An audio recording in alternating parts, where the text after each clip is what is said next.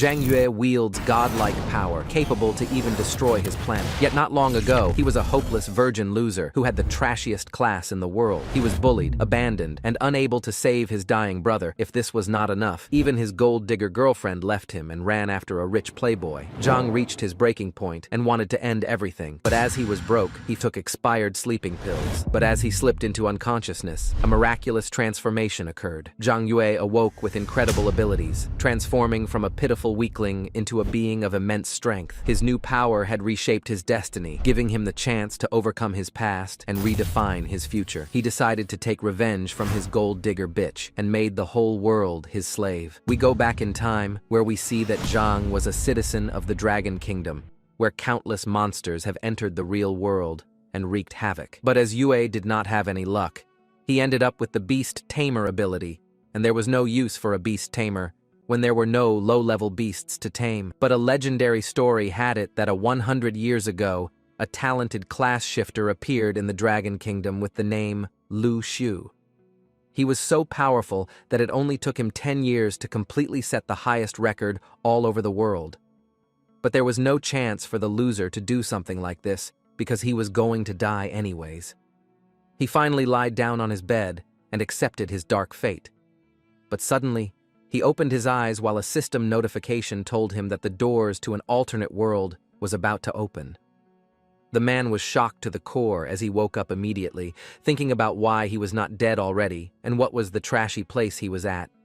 But suddenly, we see that it was not the virgin loser Yue, but the legendary hero Lu Xiu, who reincarnated inside the body of Yue, as he gained all the memories and sufferings that the loser experienced all his life. The hero sat on his bed wondering about how he reincarnated as a person with the exact same name as himself 100 years later. Even Lu realized that the Beast Tamer class mainly relied on their pets to fight. So in addition to improving their own level, they cannot overlook the attributes of their pets. Even in the old times, in order to cultivate a powerful Beast Tamer, one must have enough wealth to take over a kingdom. And for ordinary people, it was definitely not good news to awaken as a Beast Tamer. Or then, they will be considered losers, just the same way as the good-for-nothing dead man Yue, who failed in his life and committed suicide in a cheap way. Lu stood up while looking at the photo frame with the photo of Yue's little brother, while he thought that he used to be the strongest in the Dragon Kingdom. And since he has taken over the body of the loser and awakened again, so he will take up the responsibilities and regrets of Yue, and will conquer this alternate world, where the weak fight for food. Lu immediately gave a fist bump while looking at himself in the mirror, while telling the now dead Yue's body that he should be grateful to the legendary hero that he was ready to do so much for him. Finally, a notification appeared again, telling our boy that the doors to an alternate world were about to open, and the class shifters should prepare. The hands of Lu made a cracking sound as he bent his neck and warmed up for entering the alternate world. Suddenly, a portal like a black hole opened in front of him, and he entered the blue portal while getting greeted by the notification, which told him that the system has detected that he had been offline for 36,552 days. As he had the offline idle skill in his previous life, our boy started earning alternate points for being offline. And after getting reincarnated, he has got more than 200 billion alternate energy points. He even got congratulated for defeating a level 9 beast wave for the first time in his previous life, and he got the title of Unparalleled by the system. As a reward, he got the Supreme Oracle, which made the alternate energy collection online or offline increase 10,000 times. As this effect was now active, he had now obtained additional 999 times the idle income, which resulted in more than 2 quadrillion alternate energy points. Lu was experiencing happiness through the roof, as he realized that the most advanced beast wave that an alternate world had would have a reward so rich and fulfilling. But as he was getting reincarnated, he had to go through a class reset, so he will have to choose one of the 7 mythical classes below and level up from scratch.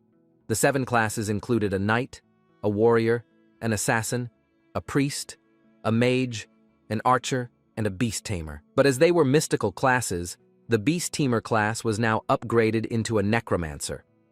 Lu remembered that 100 years ago, he awakened as a top-tier warrior. But the strongest core class even then was actually the beast tamer. But the amount of alternate energy required to improve himself and the pets was too much. So the development of the beast tamer was really difficult.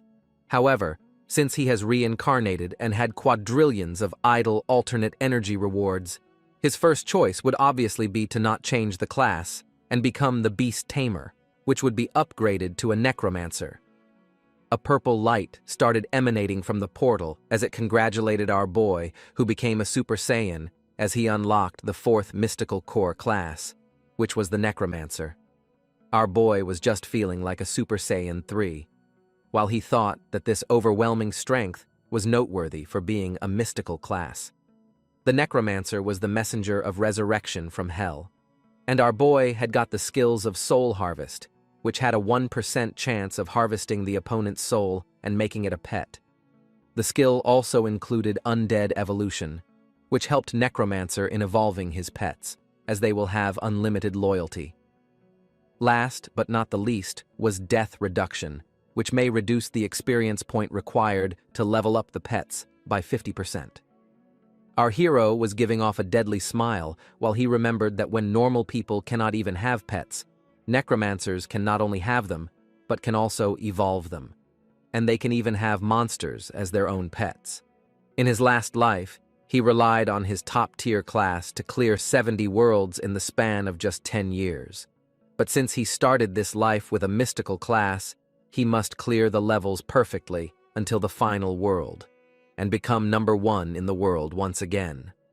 As the scene shifts, we see that Lu has entered the first alternate world, which was named the Nightmare Source. Based on his log and location, the system matched him into a safe area called the Doomsday Town, and fighting was prohibited inside the safe areas. The system wanted to know if Lu would like to make a new ID or would like to use his old name. But to everyone's surprise, our boy used a new ID name and identified himself as Zero. From now on, we will also call our boy as Zero when the time comes. He knew that in this life, he was destined to surpass the previous existence of Lu Xu, and the only thing that surpasses everything was Zero. He looked at the Doomsday Town, which had multiple old school buildings and high skyscraping structures, and behind them was a giant forest. But Zero was not alone. He had multiple other adventurers who entered the same alternate world. They were all newbies, and did not even know that inside the safe areas, the monsters cannot enter. The system notified everyone that the first world quest has been announced and can be viewed on the mission interface. While the others wanted to team up and form multiple teams, Zero immediately started looking at the notification.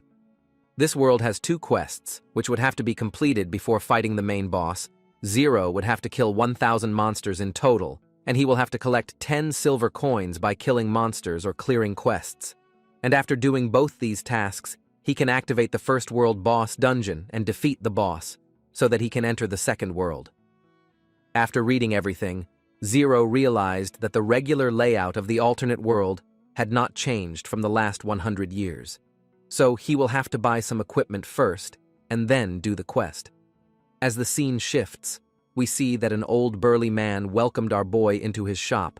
Zero thought that the system's equipment store was the same as 100 years before, which only provided some basic unrefined products, and the best equipment here was of 1 star.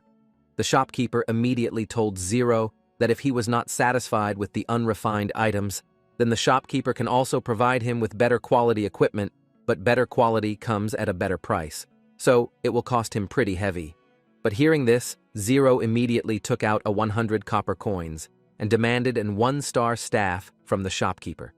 The whole audience was shocked by seeing this, as they saw that Zero had brought his staff and lost all his money. The other adventurers knew that the newbie gift package only gave them 100 copper coins in total, so Zero was now broke after just 1 purchase. And even after purchasing a 1-star item, it will not give him much attack power, and it was not as cost-effective as buying a complete set of unrefined products. But Zero did not care about what the audience was thinking, and he immediately turned around and started going somewhere. But suddenly, a girl behind him called out to everyone, while telling them that, on the other hand, the only weapons with a higher star rating can be refined, and their attributes can increase further. And in this case, the attack powers can be increased, if our boy wanted to do so. But one of the adventurers knew that the refinement of the equipment required alternate energy, and they did not have any before they can kill monsters. And even after this, the energy was so scarce that such a precious thing could not be used to upgrade an item in such an early stage. And if someone really wants to do so, then he definitely has a huge hole in his head, along with his butt. They definitely knew that, as our boy had spent all his money and has no defense at all, he will definitely suffer disaster later inside the dungeon. But Zero was listening and ignoring everything, while thinking that for the average new class shifter, it was really not cost-effective to spend all their money on just one-star equipment. Even the alternate energy used in upgrading the weapon can only be obtained by slaying monsters, and it was impossible for anyone to be willing to refine one-star equipment. Zero looked at the staff, which was a fire elemental staff, with a magic attack power of 5.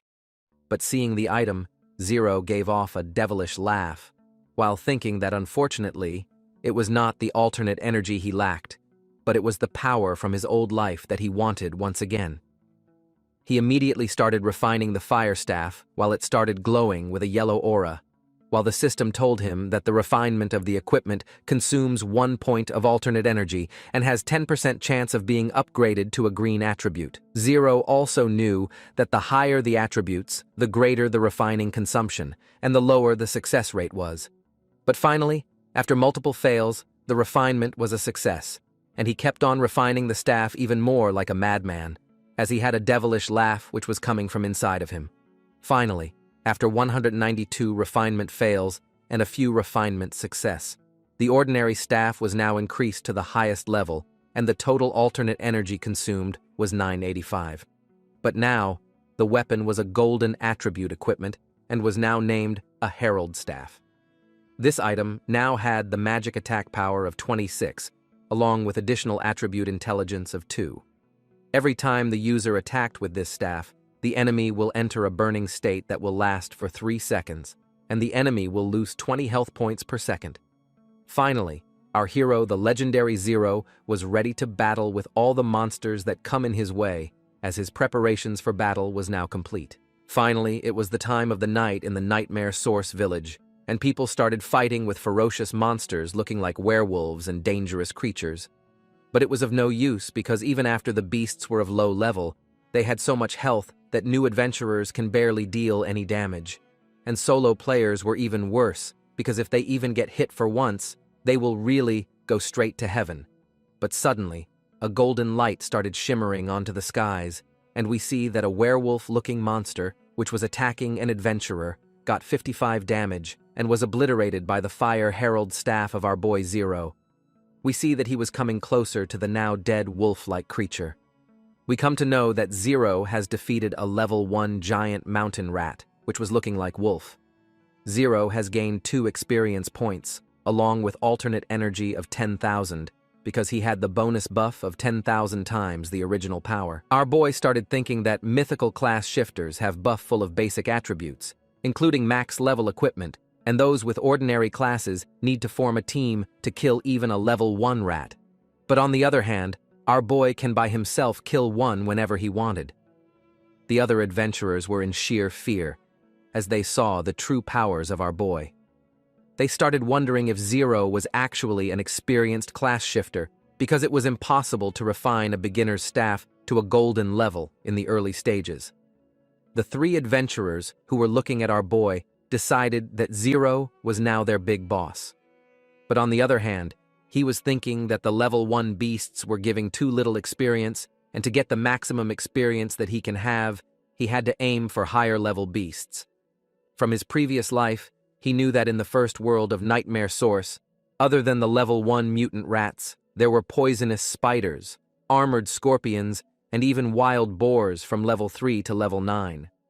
But there was the ultimate boss of the first world, who was a level 10 violent boar king. But right now, as even Zero was of low level, He knew that the beast above level 3 in the abandoned factory nearby were his best choice.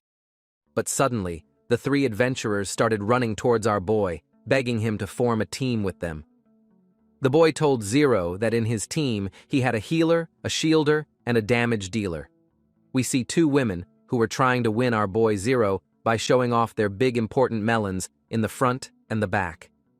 But our boy was as Chad as he can get, and quickly denied them all, telling them that there was no need for the group to steal his experience.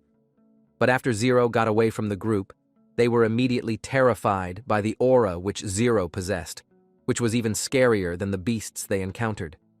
They immediately realized that our boy was going in the direction of the abandoned factory, where the beasts residing were of very high level and were quite dangerous. But they knew that with the power our boy possessed, he would not go to the usual route like others. As the scene shifts, we see that Zero was now near the abandoned factory, as he killed multiple level 1 mutant rats along with some poisonous spiders to gain a large amount of experience and alternate energy.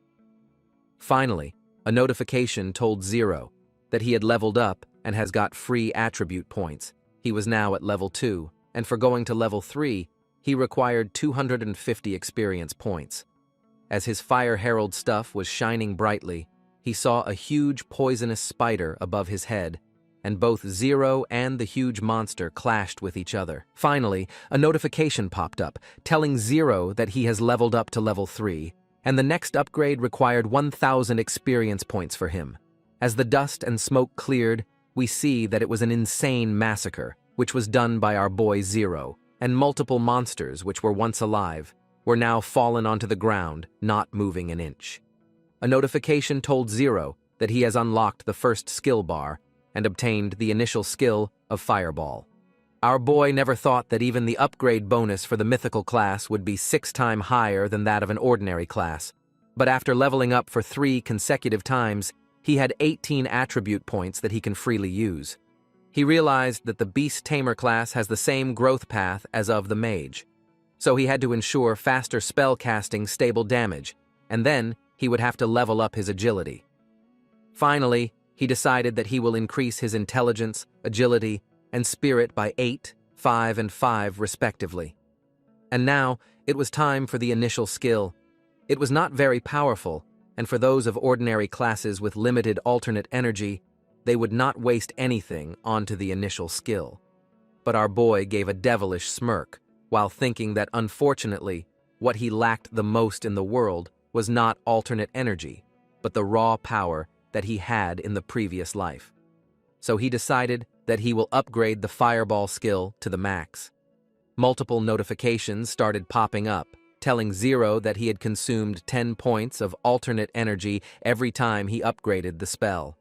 Finally, after consumption of 3,000 alternate energy points, his skill Fireball was upgraded to Medium Fireball, which was AC ranked attack, and the damage was increased to 140%, and the burning damage per second of special effect has been increased to 6%. Our boy Zero was smiling madly, as he thought that it was not bad for an initial skill to get an increase of 140% of damage. But finally, he upgraded the Fireball to the Super Fireball of Grade A, and the skill has now reached the highest level of quality for his current class level. The notification told him that he can continue to upgrade the spell further, but for this, he will have to go through the second class awakening first. Zero opened the World Quest panel and saw that's based on the progress he made. If he completed the first 2 World Quests, then he can reach level 8 no matter what. And when the time comes, it will be enough for him to just challenge the ultimate boss and complete the first world without any problem. But suddenly, Zero heard someone from behind, and as he turned around, he saw a huge iron gate, which was so ominous looking that it felt like it was calling out to Zero to come inside the factory now. Finally, our boy decided to open the room and saw an NPC named Carl, who was injured, and was dropped down onto the ground. But due to his previous life, Zero knew that this game was not different from any ordinary game, except the fact that the players actually die after being killed. All the missions, dungeons, and the other NPCs, like the one in front of him, was all part of the game. As soon as the NPC saw our boy, he immediately started blabbering that his wife and children were killed by monsters, so he wanted Zero to help him kill those cruel scorpions and take revenge. A notification popped up telling our boy that a plot for a side quest has been triggered. The system wanted to know if Zero would accept the quest of destroying the poisonous scorpions. Seeing this, Zero smiled, because he knew that most equipment which was obtained from NPC missions was better than those from killing monsters. And our boy only had a herald staff right now, so he can really use a weapon, and the mission was worth doing. This was a normal quest of 10-level difficulty, with stated that in the Doomsday factory, he had to kill all the armored scorpions and their leader, the armored Emperor Scorpion, and the reward for completing the quest would be 500 experience points, along with 1 silver point and 300 alternate energy. But what intrigued Zero the most was the mention that he will also get a random 1-star equipment once he completed the mission. As soon as he accepted the mission, Zero sensed that something was ahead of him, which was lurking in the darkness of the factory. He smiled as he realized that monsters were not the only things which were present in the factory. However, completing the quest was his top priority, so he used no mind over the 3 crimson-red eyes which were watching our boy from behind. He started smiling as he saw the intermediate monsters of the first world, which were the armored scorpions. He was seeing these creatures after a long time, so it felt nostalgic to him. We come to know that the armored scorpion was a physical type monster with a health of 290 and a physical attack of 40. They had physical defense of 28, along with magic defense of 25, and their skills included armor and collision. The description stated that the scorpions that have mutated due to environmental pollutions have a hard armor covering their bodies that can withstand a lot of damage. And due to the armor effect, the attack which Zero would do had a reduced effect countdown. Finally, multiple armored scorpions started jumping towards our boy in the hope of killing him, and Zero immediately materialized the herald staff onto his hands, ready to attack as soon as the scorpions come near him. The poisonous armored scorpion jumped towards our boy, as Zero has fully materialized his fire herald staff into his hand. But to his surprise, as soon as Zero used the super fireball skill of the staff that he maxed out, the poisonous armored scorpion deflected the attack by its armored tail. The ugly and monstrous creature immediately used the collision skill and smashed the ground beneath our boy Zero. But due to his increased agility, our boy immediately jumped out of the way and used the Fire Herald staff once again. This time he used the Super Fireball, which caused huge impact as it smashed onto the ground. Fiery sparks of golden aura started emanating from the staff, and finally, due to this overpowered attack, Zero had killed the level 5 armored scorpion and had got 15 experience points, along with alternate energy of 50,000 points. But he realized that even when the Super Fireball was immensely powerful, it uses up a lot of mana of our boy. As he stopped himself from falling onto the ground, he recalled that when the number of normal armored scorpions decreased to a certain threshold, it will trigger the armored scorpion emperor to appear earlier than planned. As he was thinking about this, Zero was dashing through the armor of the ugly creatures, as he used the Fire Herald staff and Super Fireball attack to deal damage to them. But finally, as all the armored scorpions in the factory were now the prey to our boy, we see that the armored scorpion emperor was now onto the battlefield. He was an ominous and ugly-looking monster who was looking at our boy with pure bloodlust. But Zero realized that he must kill the big boss before his mana fully runs out. He finally used the Super Fireball skill once again, and a huge fireball started going towards the armored poisonous scorpion emperor. But the monster deflected the fireball like it was nothing, and even Zero realized that the body of this boss monster was as thick as ever. But suddenly, the boss scorpion used his tail to attack Zero. But somehow, Zero dodged the attack by leaning down onto the ground. He increased his footing and readied the fireball attack once again, as he immediately got below the monster's neck in an instant. He knew that there was a weak spot in the armor. He smiled while asking the scorpion if it was okay for him to attack there. But before the scorpion could even answer, our boy immediately used the super fireball's skill to blow a hole in the back of the neck of the ferocious monster. Even the monster was screaming in pain and agony as Zero dealt a huge amount of damage beneath the hard armor of the boss. Finally, Zero jumped out of the way as the monster was falling. Zero kept thinking that he was quite lucky to immobilize the creature right when his mana was going to run out. He realized that he will just have to give the armored poisonous scorpion emperor a one last strike, and the mission would finally be complete. He immediately readied his fire emerald staff to attack the boss one last time. But suddenly, a boy with white hair and a stainless steel machete appeared behind him, with a devilish look on his face. He started screaming that he and his group would be the one who will complete the mission, and the Scorpion King will be harvested by them. But our boy was not even moving, even after the brat was so close to him. But as he was going to strike our boy, Zero immediately moved away, while he smiled and told the man that the group finally showed themselves. Hearing this was just like a shock to the core for the brat, while they realized that they were already discovered by Zero from the moment they started following him. A golden aura started emanating from the body of Zero as he told the brat that some people will level up honestly inside the game, while some people will specialize in doing things like slaughtering other people and stealing their kills in secret. But he told the white-haired brat that it was a shame that he chose the wrong target to bully, and the enemies that Zero once faced were 1,000,000 times stronger than those who were attacking him sneakily now. Zero immediately readied his super fireball attack once more, as an aura of his previous life was following him like guardian angel. The white-haired brat was not able to comprehend about what was going to happen to him. But before he can even think of anything, he was immediately kicked out from the abandoned factory by the fireball attack done by our boy. Another group member of the brat asked Zero if he was not out of mana, and about how he can still activate his skills even with 0 mana. He realized that Zero was not a newbie, but our boy told him that if he did not say it out loud that his mana was now over, then the brats would not have shown themselves to him.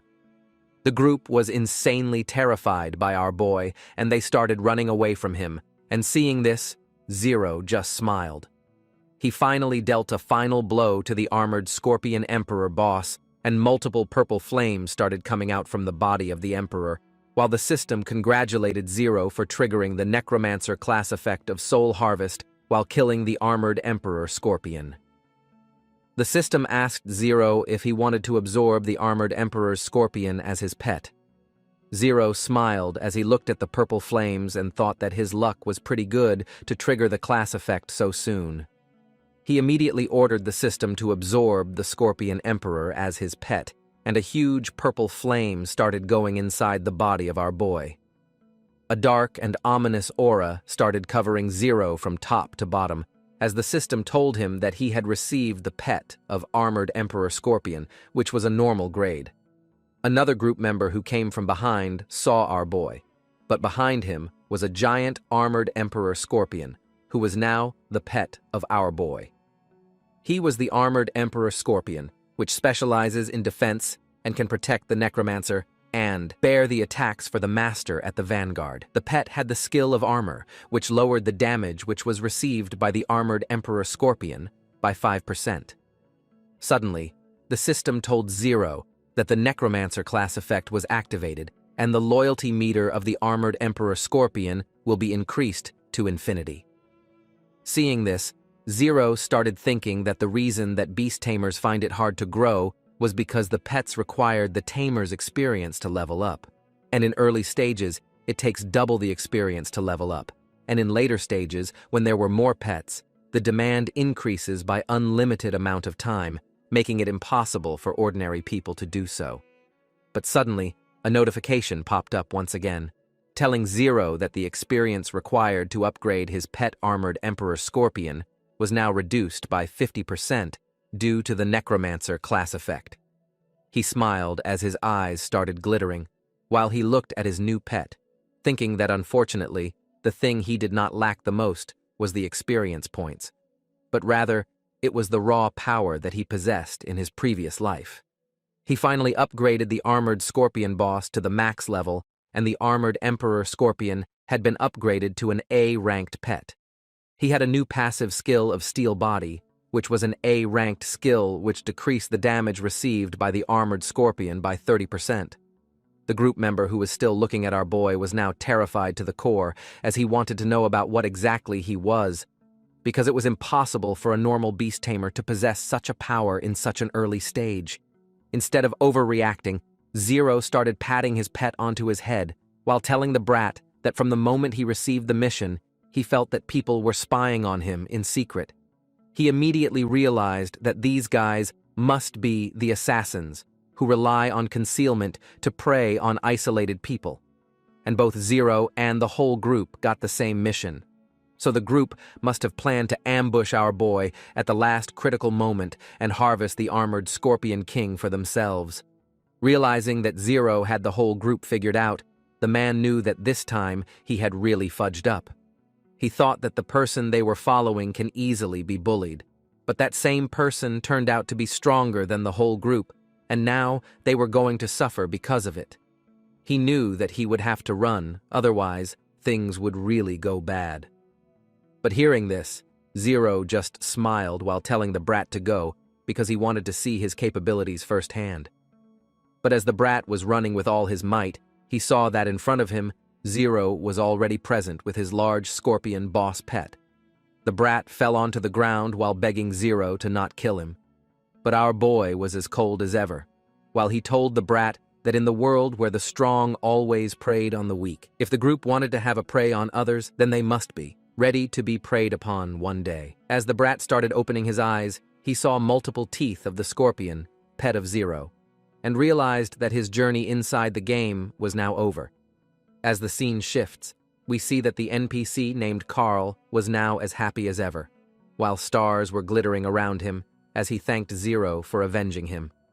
And from this day forth, he promised that he would be like a good brother to our boy. The system congratulated Zero for completing the mission of destroying the scorpions, and he got the reward, which included 500 experience points and 1 silver coin, along with 3,000 alternate energy points. For the 1-star equipment, Zero has got the magic necklace, along with an armored legging. The system congratulated Zero for leveling up, as he had got 30 strength along with 12 mana. He got 6 free attribute points, and he will go to level 5 after he gained another 2,000 experience points. Finally, Zero decided to check about what those equipment he got are. He saw that the magic necklace was a 1-star equipment, and according to legends, the necklace was made of magic, and wearing it will give the user a powerful magic boost. Now for the armored leggings, it was also a 1-star item, which increased the physical defense by 7 and magical defense by 6. These hard leggings can give the wearer a certain amount of protection. Both the items were refinable further, with the expense of alternate energy.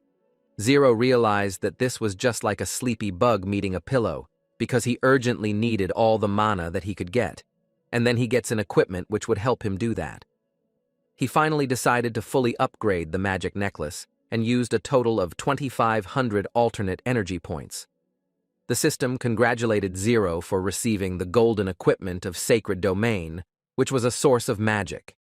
He had also upgraded the armored leggings, which depleted 2,985 alternate energy points. And the system again congratulated Zero on receiving the golden equipment of the hero's protection armor.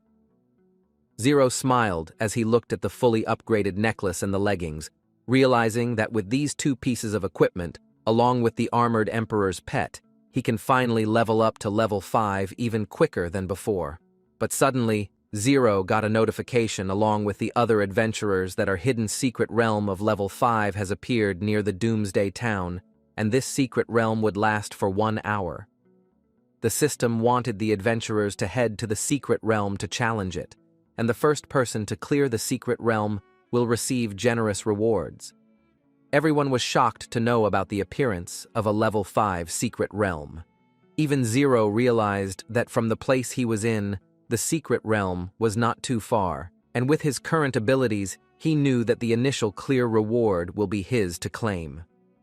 Zero smiled with a determination and passion as he clenched his fists and started going towards the secret realm. Near the entrance of the secret realm, many adventurers gathered, and one of them was convincing every other one to go inside with him, because it was rumored that the reward was high for the initial pass of a secret realm, and they can make a fortune if they tackle it with a group.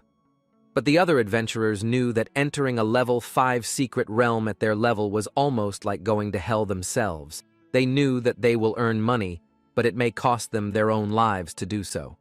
But the bronze-armored adventurer was still trying to convince them, telling them that this was the whole reason why they should really form a team and tackle the dungeon, so that they can protect each other. Zero arrived on the entrance, while thinking that they were quite a few people that wanted to challenge the secret realm of the Doomsday town. But suddenly, someone tapped behind the shoulder of our boy, telling him to get out of the way in a rude tone. Suddenly, as Zero turned around, he saw a man with a proud face as he was wearing a golden armor from top to bottom and was carrying a golden sword with a cape behind him. And one girl in a green robe, who seemed like a gold digger, was hanging herself onto one of his hands while smiling and praising him. Zero was not able to comprehend about why this golden man was acting all high and mighty, but some adventurer told him that the incoming man was Yao, and he was the son of the richest man in the whole Linhai city. His family owns the 3 largest pharmaceutical store in the whole Linhai city, and his net worth was as high as billions. All the adventurers knew that Yao has always been a high-profile individual, and he even got a full set of 1-star equipment as his subordinate costs tens of thousands of money. But suddenly, the gold digger girl looked towards Zero, and she immediately recognized him. The girl was in calling him as Zhang, and asked him about why he was there at the entrance of the secret realm. Shockingly, we come to know that this gold digger girl was actually the ex-girlfriend of Zhang, and her name was Lin. She had a devilish smirk on her face while she came near our boy, telling him that an ordinary beast tamer like himself, who can't even pay rent, cannot even plan on entering a level 5 secret realm. But hearing this, Zero was a little annoyed, and asked the girl about what was really the problem in doing so. This shocked the girl to the core, as she was not able to comprehend about why our boy was not begging her to give him another chance like before. The girl is surely ticking each and every box of being a gold digger, it seems. Suddenly, the girl immediately stuck herself onto the armor of the brat, while telling Zero that only strong men like Yao were qualified to pass the secret realm, and Zhang, out of all people, shouldn't have such wishful thinking. She was still thinking that Zero was the plain old Zhang who would listen to everything she said. But suddenly, Yao started patting the girl onto her head, while asking our boy if it feels bad to be dumped. He started blabbering that people should be self-aware and realize that there is no point in holding on to something precious if it wanted to go. But our boy is not Zhang. He is Zero, and he is as Chad as someone can get. He immediately told the girl that she was just a worn-out shoe to him, and if the spoiled brat wanted to take something used by our boy, then he would gladly gave it to him. And as for the secret realms, the one with wishful thinking were the others, and not him. This made the girl shocked to the core, as she started screaming at our boy, asking him about what nonsense he was talking about. She was crying like a spoiled girl, immediately going towards Yao and asking him to teach a lesson to our boy. But Zero did not stop here. He immediately told the brat Yao and the gold digger to cherish their life first, because someday it will surely end. Girl was still screaming, telling Yao that whatever Zero was saying was just a bluff, and she knows that he was a pathetic little thing and just a piece of trash. But Yao was not as useless as the gold digger, and was sensing a strange aura coming out from our boy, and his class and rank were not clearly visible, as if they were deliberately hidden. Suddenly, he raised his hand onto the air, waving him goodbye, while telling him that Yao and the girl were really in a hurry to enter the secret realm, and they have no time to waste with a mere nobody. So he decided that he will spare the life of our boy at this time. Man, is he really sparing our boy's life? Or is he saving his own? Anyways, as Yao got near the portal, he asked all the adventurers who had the resurrection scrolls to enter the secret realm with him. And then they will get their share in the initial pass rewards. All the adventurers who had the resurrection scrolls were now really happy, as they were sure that they were going to get the initial pass rewards, while someone came behind Zero, telling him to just give up, because they were poor losers that are no better than the second-generation rich people. But hearing this, Zero just told the man that if they felt like a poor loser in comparison to others, then they should find ways to make themselves stronger. He started thinking that the owner of this body, Zhang, was really poor and pathetic, but that had nothing to do with our boy Zero, as he will become stronger no matter what. But the man thought that Zero was still pretending, and still told our boy that everyone in the trading industry has a resurrection scroll which costs a fortune, and the rich second generation can use up to 2 scrolls within 7 days, which was equivalent to having 3 lives in 1 week. To the man, it surely seemed like the initial pass will belong to the Supreme Guild, but Zero did not care about anything at all. While he thought that in the secret realm, they basically had to pass through Lord-level monster, and with his current strength, even when Zero was more than enough to deal with the small monsters, he was sure that he would not be able to defeat the final Lord monster unless the armored Scorpion and Zero reached grade 5. He needed to upgrade the equipment and skills too, or he would not stand a chance in the duel with the monster. As Yao and the angry woman entered the portal of the secret realm, she started screaming about how Zero bullied her like she used to do before, but she was shocked that Yao was not avenging her. The man turned towards the lady while telling her that there were too many people, and if someone had the intention to tarnish his family's reputation, then he can say that the boy had killed a weak class shifter on purpose, and then it would be a great loss for Yao and his family. The man immediately grabbed the hips of the lady from behind while telling her to relax, because he was sure that he will make the useless beast tamer kneel in front of the girl and apologize sooner or later. Hearing this, the greedy lady was happy, thanking Yao while telling him that she knew that he would treat her the best. As the scene shifts, we see that Zero was once again in the forest, leveling himself and the armored Scorpion up. He thought that the pets of an ordinary beast tamer needed the same amount of experience as their owner, but thankfully, a necromancer skill only required the half amount of experience, and in the early stages, he only needed to kill a few small monsters to quickly upgrade the pet. A system notification popped up, telling him that his pet has leveled up to level 5. Zero was not ready to give up and was still fighting with the monsters, and 3 other adventurers were looking at him from the side, while thinking that the loser who was fighting with Yao just now was really powerful, because he killed a level 5 Scorpion instantly with his 1 skill.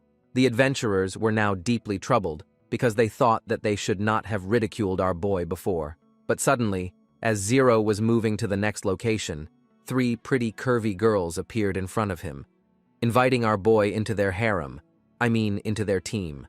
While one of them even straight up asked our boy for being her boyfriend, she started promising our boy that she will never leave him and can do anything that our boy wanted, but Zero was as Chad as someone can get and immediately got away from the herd of girls. But suddenly, a notification popped up, telling Zero that the secret realm of Doomsday City will close in 10 minutes. Reading that, Zero thought that he upgraded the defense of his armored Scorpion, and now his pet will serve as a human shield in front of any monster, while our boy can focus on just dealing damage, coupled with the equipment that quickly restores mana and the firepower skill, which can achieve continuous fire. Zero can greatly improve the efficiency of killing monsters inside the secret realm. He knew as he entered the portal that 10 minutes would be more than enough to defeat the Lord Monster. As the scene shifts, we come inside the level 5 secret realm, where we see Yao in the golden armor, who was beaten badly by the monsters. As he was clenching his teeth, thinking that he was just a little short on defeating the Lord Scorpion. But according to his minion, a grade 7 Lord Monster cannot be defeated by a group of grade 2 class shifters. They were inside the secret realm just to be the prey of the Lord Scorpion. Another minion immediately started blabbering that they should use the resurrection scrolls quickly and leave the secret realm before the monsters catch them, or else they were sure that they will go in hell. But suddenly, the whole group sensed do something, and as they turned around, they saw a man in a large cape who was standing onto the top cliff. Yao focused his eyes a little more and saw that it was none other than our boy Zero, who was standing and looking at the Lord Monster with determination. But Yao was not able to comprehend about how just a grade 5 class shifter was not afraid of dying inside the secret realm. Hearing this, Zero just smiled, which made the rich brat snap in anger. He decided to teach our boy a lesson that he will not forget. But I think this is going to be just the reverse. Even the lady stopped Yao, telling him that there was no way that a poor guy like Zhang could have the money to buy a resurrection scroll, and even the monsters inside the realm were catching up to the whole group, so they needed to get out of the place first. As all of them used their resurrection scrolls, a blue light started emanating while Yao was still abusing our boy, telling him that he better die in the secret realm, or the rich guy will do the same with him if he comes out. But Zero ignored everything and looked at the quest, which required him to kill the secret realm guardian, the armored Lord Scorpion. Zero was relieved that the annoying group finally left, because he was really getting annoyed by those voices. But suddenly, the ground started cracking, and Zero realized that the Lord Scorpion was in front of him. We see that it was a physical type level 7 monster with a physical attack and defense of 80 and 55, along with the magic defense of 50 and health of 1240. The creature's armored skill included collision, which was a heavy-duty attack. Zero started praising the Lord Monster because he was different from the minions he had been fighting all this time. His health alone was several times greater than that of the smaller level monsters. Finally, our boy decided to initiate the fight, and both the Emperor Pet and the Lord Scorpion started fighting with each other. As they were clashing, Zero immediately materialized his herald staff, while thinking that with the equipment and the skill of the armored Scorpion, the level 7 Lord Monster cannot take it down no matter what. Finally, Zero initiated the Super Fireball skill, which gave a critical hit of 206, along with 2 burning counter damage of 20 and 25. The Lord Scorpion was heavily damaged as the creature looked at Zero with its ugly eyes. Our boy immediately jumped on top of the Scorpion Pet as he materialized 6 super fireballs at once and gave 6 continuous strikes to the monster, heavily damaging the face, which was quite ugly even before damage. The Lord Monster started roaring and attacking our boy, but Zero immediately jumped into the air, and as the Lord Monster was startled, Zero kicked the creature and finally knocked him out onto the ground. Zero started emanating a red and fierce aura as he looked down at the monster and told him that it was easy. Hit the subscribe button and leave a like, as it supports the channel a lot. As the scene shifts, a notification popped up, telling everyone that the class shifter Zero had got the initial pass of the secret realm and have obtained the secret scroll of Black Iron level. All the adventurers were shocked by seeing that someone passed the secret realm is just the last 10 minutes. They were not able to recognize Zero and wondered about who he was. As the gold digger lady and Yao looked at the results, the lady started screaming that right now everyone was of grade 1 to 3, and the guardian monster was of level 7, so how it was possible that someone would have killed him if not Yao. But the rich brat had a little more brain. He immediately guessed that maybe it was the girl's ex-boyfriend, because the announcement appeared just a few minutes after he entered. But the girl was not able to accept the fact that his Zhang can defeat a grade 7 monster, because he did not even have a pet, even after becoming a beast tamer. Hearing this, the man thought that maybe the girl was right, and maybe some other people must have gotten involved. But he knew one thing for sure, that being able to kill the Lord Scorpion was not an ordinary task. So he wanted his minions to find the person named Zero immediately, and no matter what the cost, Yao wanted him to join the Supreme Guild and work under the rich brat. Zero realized that the drop rate of Lord Monsters was indeed higher than the ordinary ones, which included copper coins, blueprints, and high-level equipment. As the monster was on the ground, lying lifelessly, we see that Zero got a secret scroll of level 5, which consumed 1,000 alternate energy points to upgrade to bronze level. Multiple messages from players all over the game started coming to our boy, who were praising him, and they wanted to buy the secret scroll from him. But Zero knew that a secret scroll can be upgraded with just a few thousand alternate energy points, so he started doing one-click upgrades, and the scroll started upgrading to bronze level, then silver level, and he still kept going. Finally, Zero realized that he had upgraded the scroll so much that this level of scroll was never seen in the first world before. This scroll was a king-level secret scroll, and if it were to hit the market, it would probably cost hundreds of thousands of coins. For ordinary class shifters, that would undoubtedly be a large amount of money. But unfortunately, money was not something that our boy wanted for now. Instead, it was the raw power that he once had. One and only goal in his life was to pass the alternate worlds.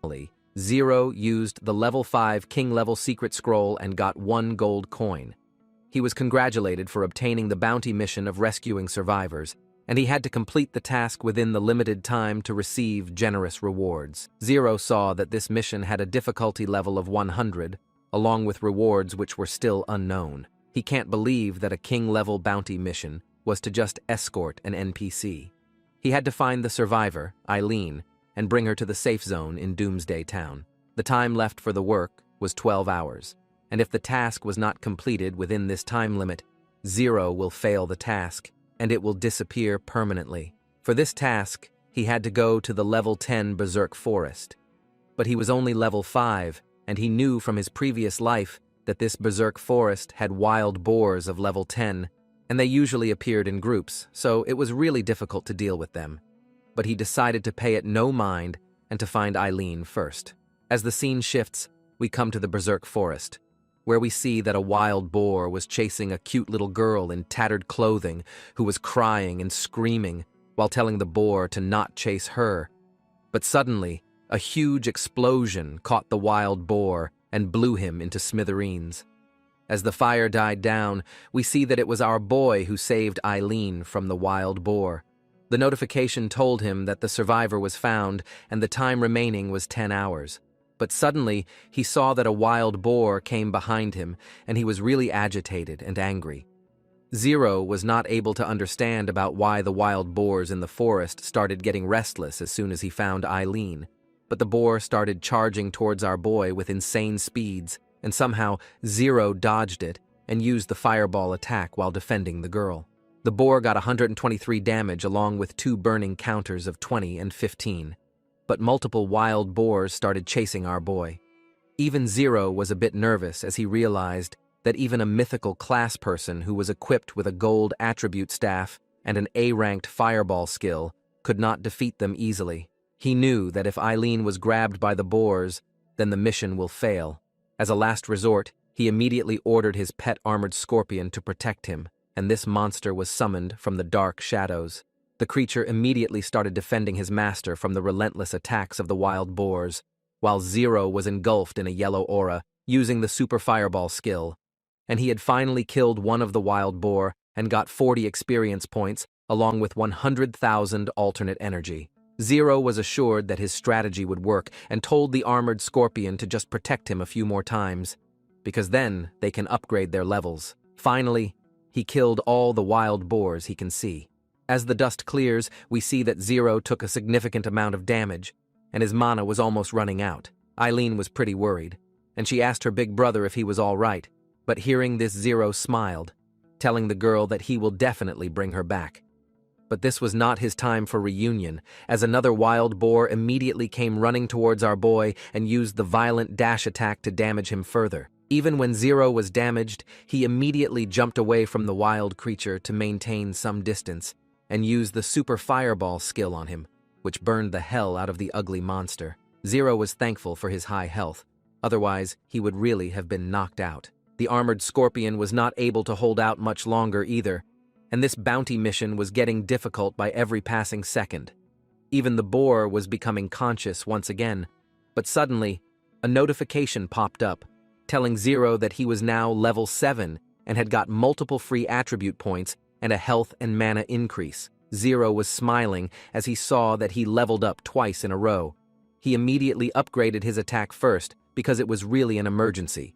Plus, he used the equipment obtained from defeating the Scorpion King, which was the Lord Battle Ring.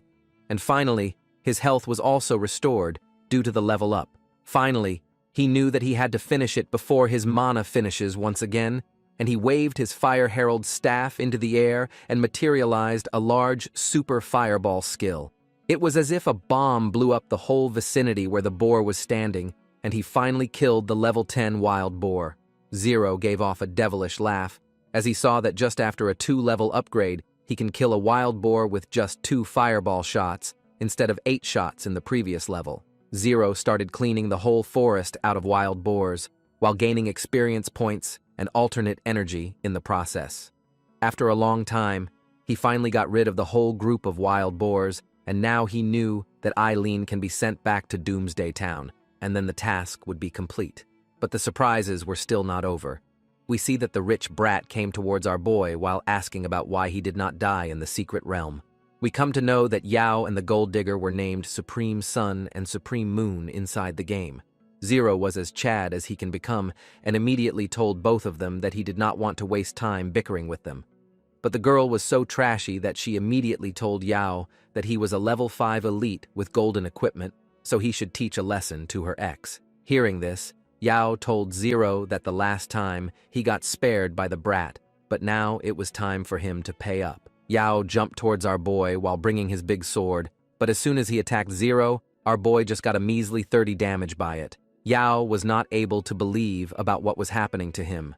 Even the gold digger was not able to comprehend about how Yao was not able to beat just an unarmed, puny beast tamer. Zero smiled while he asked if Yao was done, because now it was his turn to show his power. Zero started using his herald staff and creating a large super fireball skill in front of Yao, who was making faces as he realized that he messed up with the wrong guy.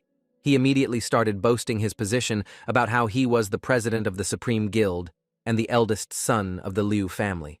According to him, he was the richest man in whole Linhai, so if Zero was going to take a shot at him, he was going to have really bad consequences. But our Zero was as Chad as he can get, and immediately unleashed the Super Fireball skill without thinking for even a second. This skill started burning the rich brat, just like how he burns his money away, and it was as if his whole face was charred and properly roasted. Still, he was not able to comprehend about how Zero dealt so much damage with just one strike. This rich brat immediately vaporized into thin air while he left all his high-leveled armor and weapon as loot. Suddenly, a notification popped up, telling Zero that the professional Supreme Sun had initiated an attack on our boy, and the other party was now grayed out. So even if he killed a grayed out professional within 10 minutes, Zero would not receive any penalty for it. Zero started explaining that in the other world, the name of professionals are usually white. However, when the professionals maliciously attack other white professionals, the aggressor will be grayed out for a short period of time. During this period, even if the victim killed the aggressor, it would be counted as self-defense, and it will not accumulate any penalty for doing so. But on the other hand, if the victim was defeated, then the aggressor's name will become red and he will gain 100 penalty points. And if this happens, then entering the safe zone for him would be forbidden, and he cannot exit the world unless he killed enough monsters to get rid of the penalty. Otherwise, he can sit in the forest and wait for his death.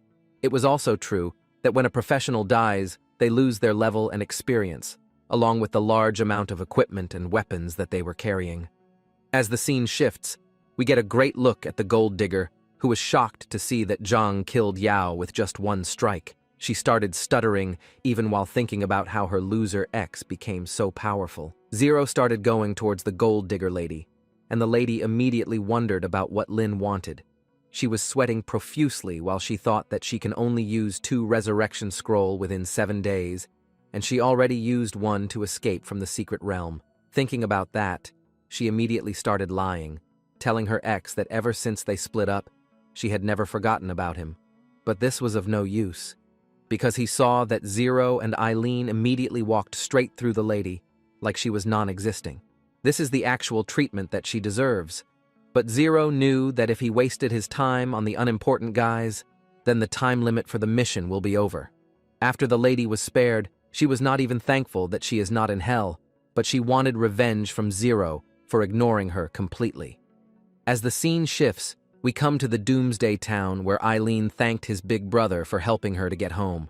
The system congratulated Zero for completing the King-grade bounty mission, and he gained 10,000 experience points, along with 20 silver and super silver coins. He even got a new currency type, which was energy of 5,000 watts. He even acquired the ice stick. Along with a skill book which included the small ice cone technique, he also acquired the pet egg of normal grade. He was now a level 8 individual, and his next upgrade required 9,500 experience points. Finally, he summoned the ice stick and started refining it like crazy. He refined the ice stick 144 times, which consumed a total of 22,356 alternate energy points. He obtained the golden attribute destroyer, which was named the Frost Scepter. Because the level of this weapon was higher, More energy was consumed for refining it by our boy. Fortunately, it was not a thing for our boy, but he kept wondering about what he should do about the pet eggs that he got, because they were just of normal grade. He even got multiple eggs when he was defeating the monsters, so he decided that he will feed them all to the armored scorpion pet. And as soon as the creature heard it, multiple flowing hearts were increasing the compassion of the creature towards his master. The pet devoured multiple normal eggs and completed the evolution into a silver armored scorpion of elite level. Happy by this upgrade, the creature started roaring while thanking its master. Zero was also happy by this worthy upgrade after completing the scroll mission. A 2-star stick and a silver armored scorpion, along with the golden equipment that Yao contributed earlier, should be enough to fight the first alternate world's ultimate boss. But before that, he needed to go back and replenish some supplies so that he can use them in the other world. As the scene shifts, we come back to the apartment of Zhang, and his phone started ringing the moment he came home. It was the call from the hospital, and the employee reminded him that if he did not pay the 39,000 medical expenses, then his brother would not be treated any further. He immediately told the employee to give the hospital's payment card number so that he can call the employee back in 10 minutes after transferring the money. Zero decided that he will sell a few more pieces of gold and equipment and easily earn a few millions, because helping the original owner save his brother can also be regarded as repayment for his new body. But as soon as he selected the item for selling, a warning popped up in front of him, telling him that the equipment that he got due to the level advantage cannot be traded or dropped. Zero realized that this was the negative effect of the 10,000 times increase buff that he was getting in the other world. Now that the option of trading the equipment did not exist, and even when he sells the silver coins, that would be only 10,000. He decided that he needed to find a way to make some money. He started scrolling his phone to find jobs related to the alternate world, and realized by reading the posts that regular trainers are charged by the hour, but the money received was too slow. But suddenly, it was as if Zero hit the jackpot. He read a post by someone called Remuro, who was giving the world's newest professionals a heavy sum of 300,000 coins for the service of being a coach. The people below the post were also doubting it, thinking that it must be a scam, but the online verification was also done, so there was no way for it to be a scam. Someone in the forum told everyone that the post appeared every year when new professionals were awakened, and it is said that everyone who accepts the rewards died without exception. Zero read everything and immediately started smiling. He sat on the bed while thinking that a life-threatening post was kind of entertaining. After some time, Zero called the number that was given by the dangerous post, and a lady with some beautiful hair and a nice headphone picked up the call. Zero wanted to know the conditions of the lady for the coaching, and she told our boy that it was for someone who just recently obtained his class, and he needed to guide someone for completing the first world. Zero smiled while telling the lady that he can help the student to pass the first world, or even the second world, but he will ask for 390,000 coins for that. But the lady from the other side of the phone told him that after he completed the mission, he can have 400,000 without any problem. Zero wanted to know the time of coaching, and the lady told him while turning around that in 10 minutes, the student would be waiting for him at the spawn point of Doomsday Town. Man, even this name is hyping me up for the Avengers Doomsday movie. As the scene shifts to 10 minutes later, we see that Zero got teleported into the other world. He was thinking that just bringing someone over the world for 400,000 coins was not a bad pitch at all, as long as the other party pays up. Suddenly, someone called him from a distance, and as Zero looked at the direction, he saw a tiny lady who was covering herself up from top to bottom by a black hooded robe. Zero was surprised that she was the one who needed coaching. But the adventurers started talking with each other in a serious tone. They immediately recognized the lady as the disastrous caster, because even if she puts on a different clothing, everyone can tell even from a distance that she was the same lady. The adventurers were not able to believe that the weak beast tamer had taken the legendary red request. Even Zero was a bit nervous by all the mysteriousness that the lady was carrying. But still, he told the lady to form a team with our boy so that they can go through the world quest together. Even when he read the status window, the name and class of the lady was hidden. Not paying any attention to it anymore, Zero started explaining that in order to make it past the first world, They will have to finish the 2 prerequisite quests of killing 1,000 monsters and collecting 10 silver coins. Zero told the lady that she would not be able to defeat the monsters 5 level higher than herself. And even if Zero lowered them to 1 HP, it was useless, because she would not be able to defeat them. Finally, Zero decided that his course of action would be to complete the prerequisites and get some levels along the way. He immediately summoned the Frost Scepter, and his eyes started glowing in a faint blue color. He almost killed a scorpion and used Ice Wall on the creature to stop him, as he told the lady to immediately hurry up and finish the scorpion. Hearing this, the lady started using her magic and a purple aura started surrounding her. Just after smashing the scorpion into bits, the lady got multiple notifications of level up, and even Zero was surprised that she increased 3 levels by just 1 fight. As the lady was going further, Zero saw that a scorpion monster was behind her and jumped to save her student and the 400,000 coins. Somehow, both of them dodged the barrage of the large monster, and Zero immediately summoned his super fireball attack and defeated the large monster with just 1 blow. Seeing that, the eyes of the lady started glittering, as if she saw something really amazing in our boy. But Zero immediately turned around, telling her that they were moving on to the next level. As the scene shifts, it was the time of the night, and Zero wanted to know about how old the lady really was. Even when people don't ask girls their age, Zero was as Chad as he can get, and asked it anyway. The lady told him that she was 21, and Zero realized that she should be able to get past the first world 3 years ago, because everyone awakens at the age of 18. But hearing this, the lady stopped on her place and started removing her hoodie. We see a potential waifu who thanked Zero for helping her this far, but she wanted our boy to leave the mission and go. She wanted Zero to not tell her sister about this and just get the partial refund that he can get later on. But Zero was not paying any attention to her because he was shocked by knowing that the girl could even talk. Our boy told the lady that he already promised her sister to complete the mission, so he would complete it. No problem. But the lady was in deep fear, while telling our boy that she was not safe and that she carried the Star of Calamity, which made her a vessel of disaster. So Zero would keep running into trouble if he takes the lady with him. But Zero did not pay it any mind and asked the lady about what exactly the vessel of disaster was. As soon as the lady started speaking, someone from behind started shouting that the disastrous caster was going to ruin someone else's life again. As Zero and the lady turned around, they saw a group of 5 people who told Zero that if he took the lady's request, then he will surely die completing the quest. But on the other hand, those who managed to take the lady's life will get a huge boost of experience and alternate energy. The adventurers did not waste any time, and thinking that they were doing a very righteous thing, they started attacking the lady. Even the girl wanted Zero to run away, because the adventurers were 5 or 6 level higher than both of them. But Zero was not ready to back down. He immediately materialized his Frost Scepter, while telling the lady that for him, earning 400,000 was more important. But suddenly, the brawl between the groups stopped as someone called both the groups from behind. As all of them turned around, they saw that it was no one other than Yao, who was back with his team and the gold digger lady. The adventurers immediately recognized him as the rich kid of the billionaire. They realized that they were no match of him, so they started buttering him up, telling him that they were doing some public service by killing the girl.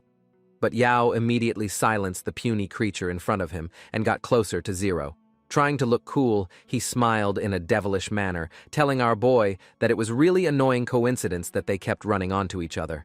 But Zero was not at all feeling intimidated, and instead he thanked the brat for giving him some free gifts. Our boy was ready for some more, because he knew that Yao would not be able to use the resurrection scroll again. Yao waved his hands towards his minions, telling them to go and get Zhang and the mystery lady. Man, even if he lived for one time, he was going to get a really good ass beating from our boy now. As soon as our boy got ready to protect the lady and fight the minions, Yao was not able to understand about what was going on and why Zero had such a reaction. He turned around and saw that his minions actually pulled multiple swords and were ready to fight. But he immediately got to them and smacked their leader onto his head, telling him that he misunderstood everything that Yao was trying to say. Finally, they discussed something among them, and the minions circled around Zero and the mystery lady. After a moment of awkward silence, Zero was guessing that they would attack. But instead, they took out multiple gifts and offered to our boy, which shocked both the lady and Zero to the core. The lady was not able to comprehend about how the people who were going to kill her were now giving gifts to her. Even the gold digger was not able to understand about what Yao was doing instead of taking revenge. But the brat immediately told the lady to shut up. Everyone left the gold digger alone and ran towards our boy, while Yao told him that he already knows that Zero was not afraid of using any kind of force. But Yao and the other people were not so powerful, so they would like Zero to accept these gifts as the symbol of Yao's sincerity towards him. He told Zero that these were his hand-picked gifts that were especially prepared and they were irreplaceable. Yao gave an offer to our boy that if he joined his guild and served him, then these gifts will be all for our boy to take. Yao was even ready to negotiate Zero's salary, starting from 500,000 a month. The gold digger was shocked when her ex was offered this much money, and even one of the guards wished that he was hired in this way. The gold tiger started abusing Zero, telling him that he was just a poor man who lives of eating dirt. So this offer of 500,000 a month was not a joke, because he would not be able to get it with himself, even with ends at 100 years of effort. The lady wanted her ex to join the guild and be on the winning side, while she thought in the inside that if she managed to recruit our boy, then it will really please Yao, and even she will have a chance to be the superior of her ex. She thought that it would be really a two birds with one stone situation. But to everyone's surprise, Zero told them that he is a man who recognizes worth in those who are mightier than him. So if Yao thought that he can buy our boy, then he would first have to show his strength to Zero and become worthy. And then, our boy will consider this offer. Yao was in deep shock, while the gold digger started getting angry as she was screaming and asking our boy if he was insane, because 500,000 a month was not something that he would be able to earn even in a year. She was not able to comprehend about how such a broke man like Zhang can reject Yao's offer. But Zero calmly told the lady that he was not like her, and he had some pride which was stopping him to bark at someone else's feet just for the sake of getting money. This angered the gold digger even more, because reality can often not be digested. But ending this conversation, Zero told the whole group that if they are not going to fight our boy, then they should get out, because he was busy. Seeing this, the soldiers told Yao that they should fight, but to her surprise, Yao told the whole group to let Zero go. The lady was not able to comprehend about how Yao was ready to let Zero go, even after he did not pay any attention to him. But suddenly, Yao was angry at the gold digger, telling her to not test his patience and just let Zero go. The lady immediately calmed down, even when she was angry. But even the minions were not able to comprehend about how Yao was letting Zero go after he already killed their master once, because according to them, Yao was generous enough to overlook that. But if our boy keeps up this attitude, then the minions were going to kill him. But before he can even finish the sentence, Yao immediately punched him onto his face to stop him. We see that Yao was really happy while he told everyone that some things were just so precious because they are hard to obtain, and there is no meaning to them if they are obtained too easily. The gold digger immediately started sticking her important melons to Yao's body, asking him if he wanted Zhang's blood or not, because just a few moments ago, he told everyone to kill our boy no matter what. The girl was not able to comprehend about what changed Yao's mind. Hearing this, Yao started explaining to the lady that after Zero killed him the last time, Yao was moved. He immediately grabbed the lady's cheeks while telling her that Zhang was a broke man who can't even afford gold-level equipment. So how did a beast tamer like him manage to get such a high damage output? It was then that Yao realized that this man is more than what was meeting the eye. He decided then and there that he must bring Zero to his side and inside his guild, no matter what. But hearing this was not digestible to the gold digger, as she made a strange face, while pretending to know everything about our boy. According to her, he was nothing more than a broke idiot. And he will be onto his knees the next time he met the gold tiger. But only time will tell about what will happen. As both Zero and the mystery lady were going towards the forest, she immediately thanked our boy for protecting her earlier, But Zero was acting arrogantly, telling the girl to not be thankful, because if something happened to her, then our boy would not get paid. But suddenly, the lady once again told Zero to abandon this mission and go home. Even our boy was not able to understand about why she posted the job in the forums, if she had that little of a confidence. And even if she did not want to complete the mission, then why did he show up at the designated place? But she told our boy that she was not the one who posted anything, it was her sister who did it. She started explaining that she was a vessel of disaster and had a class of disastrous caster, and those who possesses this class cannot perform killing blows onto the monsters alone. They will always require a team, and if any of them were to fail, the class holder would also return to zero. But if the user dismissed the party, then she would be the only one to receive the penalty. But there was a side note on to the notification, telling both of them that the vessel of disaster will be broken upon clearing the first world. But if someone managed to slay the lady before that, then they shall be awarded with a huge sum of experience. Zero was shocked to the core as he saw the appearance of a special class, because aside from the core classes, there were some special classes. And if they manage to overcome their limitations, then they will instantly awaken into a high-level class or even a mythological class too. But unfortunately, the conditions were not something that an average individuals can overcome, so those who fail continue with a cycle of suffering. The girl sat onto her knees while telling Zero that ever since she awakened to this class 3 years ago, she did over 100 attempts, and none of them succeeded. And she cannot even form a team with someone of more than 10 level of difference, so that way was close too. The lady started crying as she told Zero with a heavy heart to leave too, because it was not possible. But suddenly, our boy told the girl that it was indeed possible. The girl was shocked for a bit, not able to process about what she was hearing, but Zero told her that he can take her through the first world. The girl immediately started crying as she looked up to our boy and grabbed his jacket, while she told Zero that from 3 years she wanted to break this cursed class limitation, but it was nothing more than a dream. But she was not able to believe that this was her last time hearing all those words. Zero smiled calmly while he told the girl that she should stop yapping because there was a world waiting for them to get through. We come to know that the mystery lady was named Su Yan, and Zero was taking her through completing the mission of defeating 1,000 monsters and collecting 10 silver coins. Both the missions were completed in just a few hours, and as the monsters were lying lifeless, Su Yan wondered about the true strength of our boy. But Zero interrupted her thoughts, telling her that the prerequisite tasks have all been completed, and it is only left for them to challenge the boss. Su Yan was nervous, while she told Zero that she had no problem in challenging the boss, but our boy noticed that something was wrong, and inquired to the lady about it. The lady started explaining that she kept wondering that if Zero was this powerful, then what was the reason for him to accept this kind of mission? Our boy immediately told Su Yan that this was because he is broke in the real world. After realizing what he said, Zero immediately turned around while blushing, thinking that he should control his mouth the next time. But the girl was as innocent as she can be, and told our boy that there was no shame in admitting it. Finally, a notification window popped up, asking Zero and Su Yan if they were ready to challenge the world boss after completing all the missions. Finally, both of them braced themselves and Zero tapped on the yes button.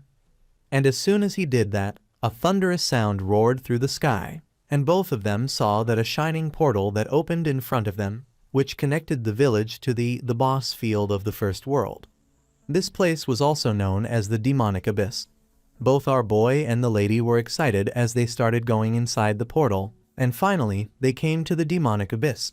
It was as if they have entered a large dungeon, and a big sand clock was hovering over their heads.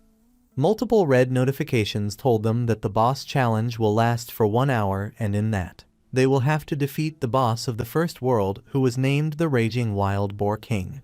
There was also a notice that if the group failed to defeat the Boar King within the specified time, or if they got defeated instead, then it would be considered a whole challenge failure, and they will have to repeat the world mission tasks before challenging the boss once again.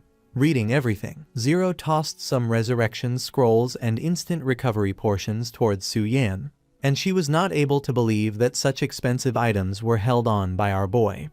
But Zero ignored the shock and told the girl in a serious tone that death in another world was really unpredictable, so it was always a good idea to be prepared before fighting. He started putting the defensive equipment that he had and also gave Yao's body armor to the silver-armored scorpion for extra defense. The huge pet materialized behind Zio's back while it got ready to resist all the attacks of the wild boar king. The girl was awestruck while she saw everything. But suddenly, Zero signaled both Su Yan and the scorpion pet that the wild boar king was coming. We see that the wild boar king was a large creature with 2 big horns and a red aura surrounding its body. Zero immediately took out his frost scepter and was ready to attack the incoming monster.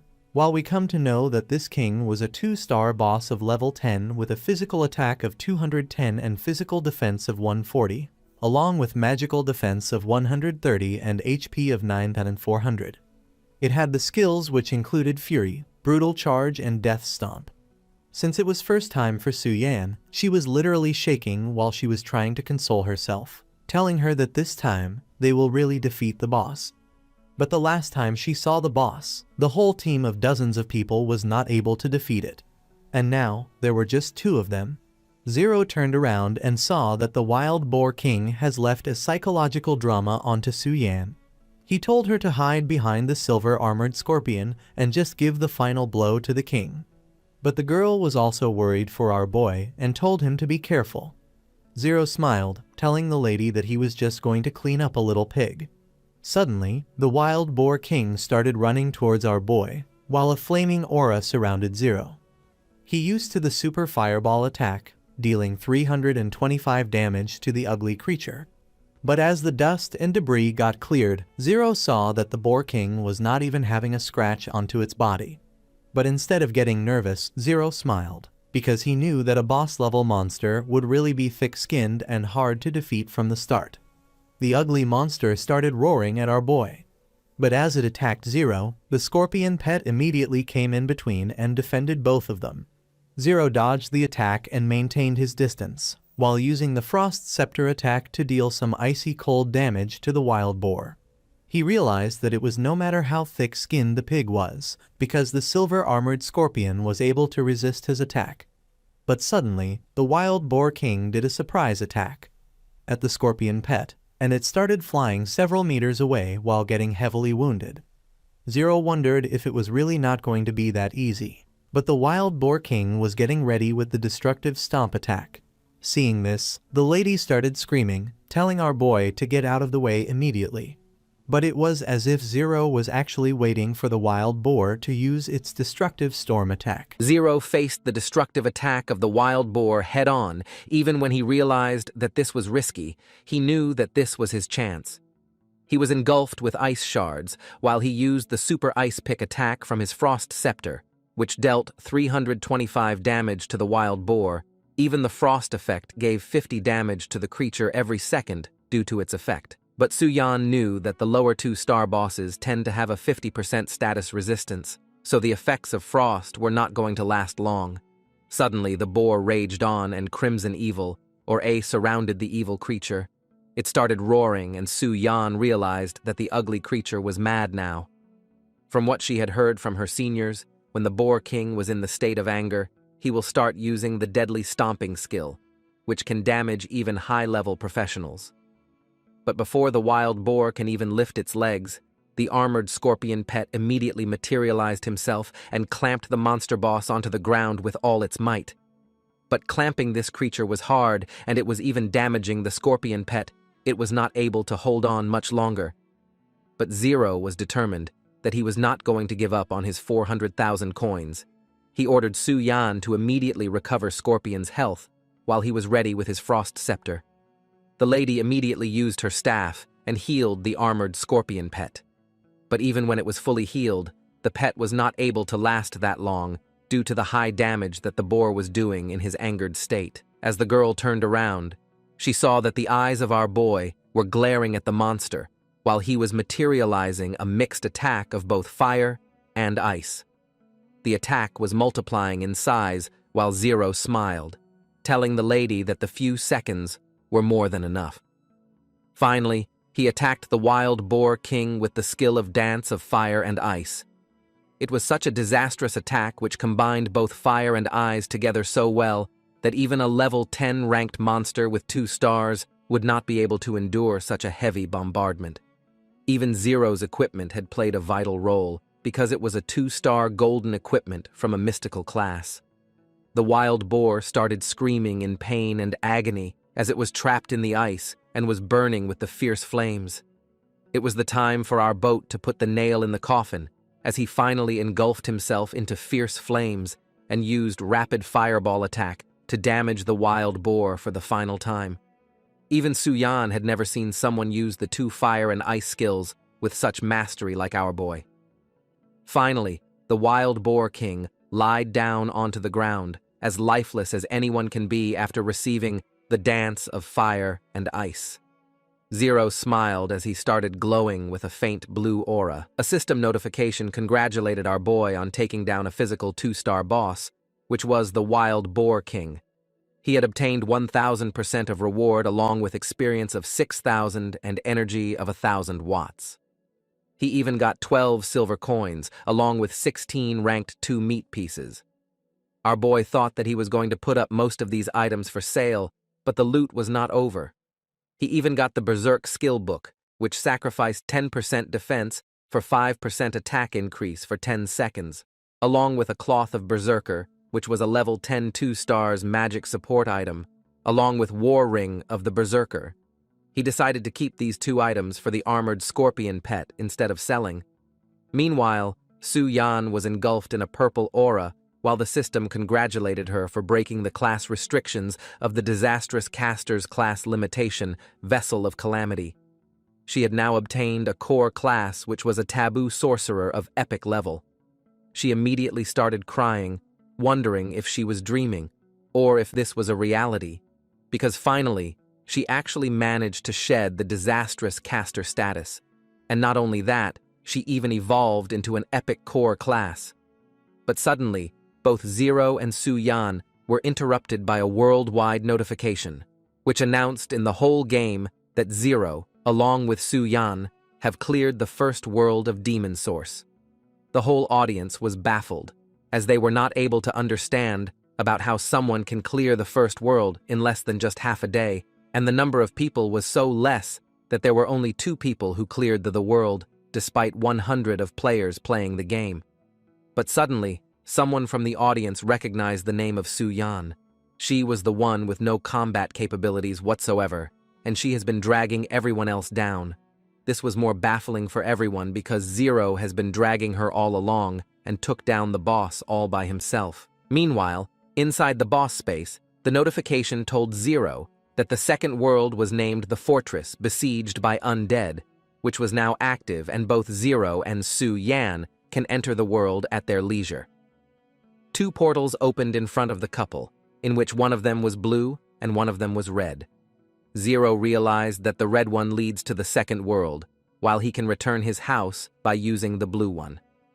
He was curious to try out the second world, but he had to first solve the problem of the medical bills of his brother, so he immediately started going towards the blue one.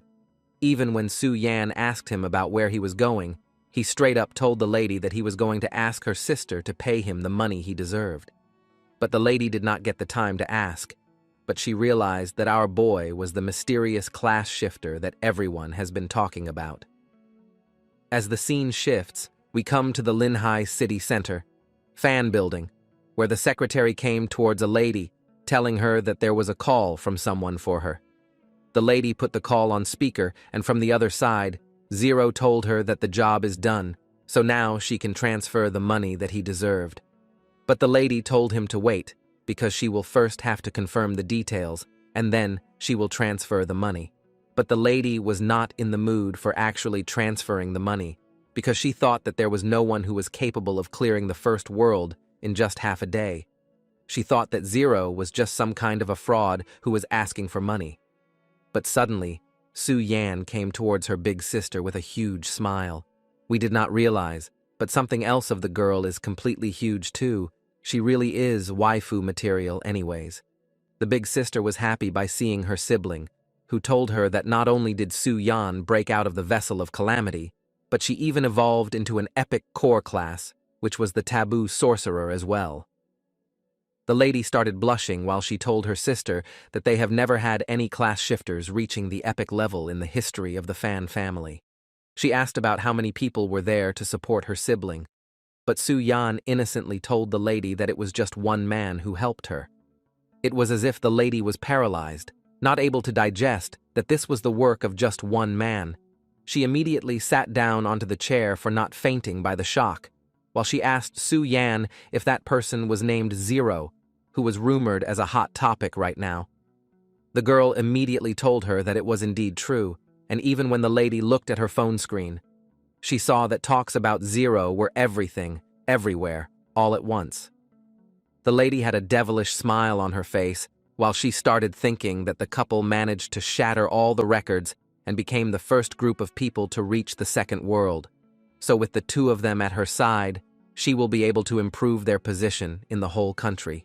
Finally, the lady showed her true colors and told everyone that they are going to hold an executive meeting right now because they will have to buy Zero out for their Misty Rain Pavilion by any means necessary in order to clear the second world before anyone else. It is my opinion, but maybe the lady should first prefer paying our boy for the work he did for her sister before trying to trap him into these schemes. The next day started with a phone call from the hospital, and the receptionist told Zero that they have received their payment. So now he can let the hospital know if he wanted anything in the future. Our boy realized that the lady has kept her word on paying him. He told the person that all they had to do was to heal his brother, because Zero was ready to do anything for the brother of Zhang as a thanks for lending his body to him. But suddenly, the hospital staff reminded Zero that his brother's condition was more severe than they expected.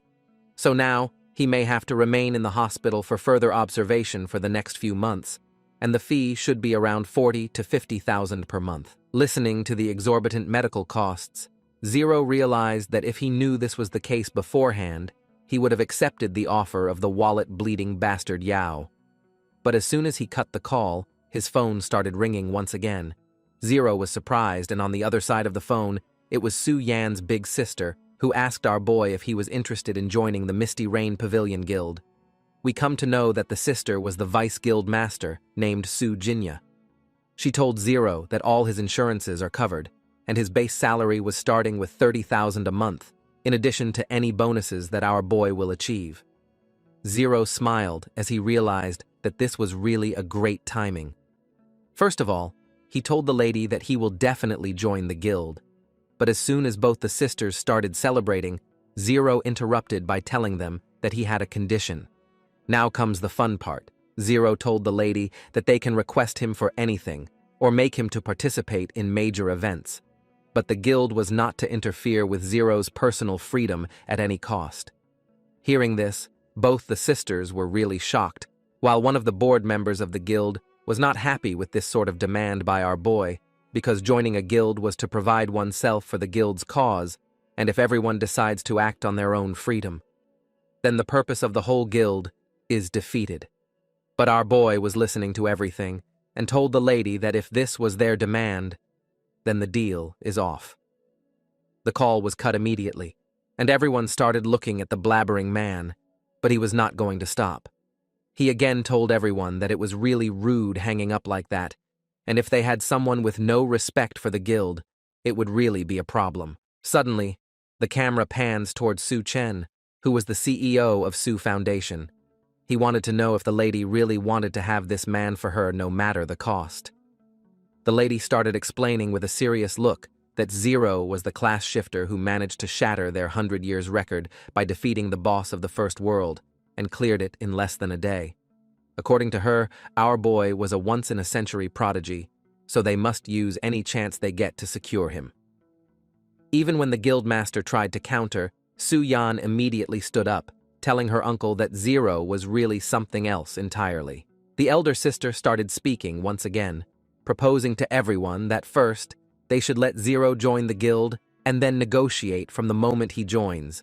And according to Su Yan, even when our boy wanted freedom, he was ready to participate in any activities of the guild. So, he was not completely on his own. The chairman thought a little and agreed to the sisters, but if Zero denied all authority, then they will have no other choice. As the scene shifts, we see that our boy was getting the call from the guild once again, while he smiled, thinking that the Sioux Foundation was ranked 5th among the grades of the kingdom, but it should still be enough by their monthly pay and bonuses to cover the medical bills of his brother. Finally, he picked up the call once again, and the sister told our boy that they were ready to agree to his terms. She wanted to know about the time Zero would be available to report to them in the office, but Zero put another condition, telling the lady that he always preferred to work from home rather than the office. And since they were both at the same place, the time zone should not be an issue. Zero was trying to exploit the guild by any way he can, and even when the sisters act surprised, Zero told them that if they cannot do it, then the deal is off. But before our boy can even hang up the phone, the lady immediately told him that they can go with it. Happy with all the negotiations, Zero finally thought that he will not have to worry about his income for now, and it was really the time for him to make progress with the second level of the alternate world. As the scene shifts, we come to the blue portal where a system notification asked Zero about the world he wanted to enter. Zero selected the second world of Fortress, besieged by undead, and red portal started engulfing our boy. He smiled while he decided to proceed and got inside the portal. As he came out to the second world, he got welcomed by a system notification. He was told that he was in the safe zone named Norden Down. This world was on the end of times, and the humans were encroaching to darkness as it was mutating them. The humans who were left with some sanity were defending themselves from the zombies, and our boy must cooperate with other survivors, because once the fortress is breached, there was nowhere to run. This world also had 2 world quests, which included getting the pass of the secret realm and participating and succeeding in repealing 3 waves of zombies. After completing these 2 quests, Zero can challenge the second world boss and enter the third world. Zero knew that the level requirement for the secret realm was at least level 15, so he needed some levels before he can even think about doing the first quest. As for the second one, he will just have to wait for the waves. Suddenly, he heard someone shouting, and as he turned around, he saw a man in a shiny armor named Captain Norris telling everyone that the next wave will be arriving soon. The captain was worried because they did not have enough weapons at stock to supply to the soldiers for dealing with the zombie wave right now.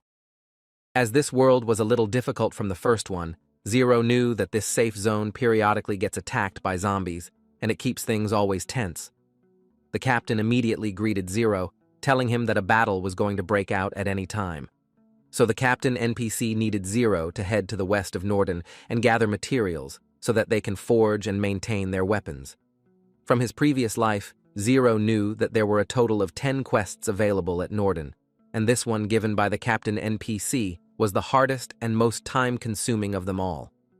Our boy looked at the notification, which told him that he will have to gather 100 fire and ice cores, along with 1 poison core, and for this, he will get 100,000 experience points, along with 50 silver coins, 9,000 energy, and 2 of random 2-star equipment, along with a skill book or pet egg. Zero started smiling because even when it was the hardest, this mission was the most rewarding of them all. And by defeating the whole quest, Zero might be able to do all the quests of the entire world. Finally, Zero agreed to the captain, telling him to leave everything to our boy. The scene shifts to Norden outskirts of the west, which was a former military supply base, and multiple zombies were growling all over the place, while they erupted multiple fires at the warehouses. But we see that our boy was ready with his frost scepter and the scorpion pet, while he started using the super fireball attack, dealing 266 damage to 1 zombie, along with 50 frostbite damage. The zombies started roaring and multiple got attracted to our boy. But as they started running, the scorpion pet roared and attacked these mindless creatures with all his might.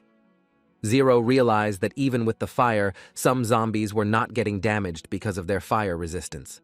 So he decided to use something else entirely, and he smiled in a devilish manner, wondering about how long the zombies will last. Zero ordered his silver-armored scorpion pet to take on the fire zombie, and the creature roared as it grabbed both the zombie's hands by its huge pincers and made those hands hit the subscribe button and leave a like, as it supported the channel a lot. The scorpion pet was roaring continuously, while Zero thought that with multiple A-rank protective skills and all sorts of protective gear, an elite monster cannot be taken out by the fire zombies no matter what.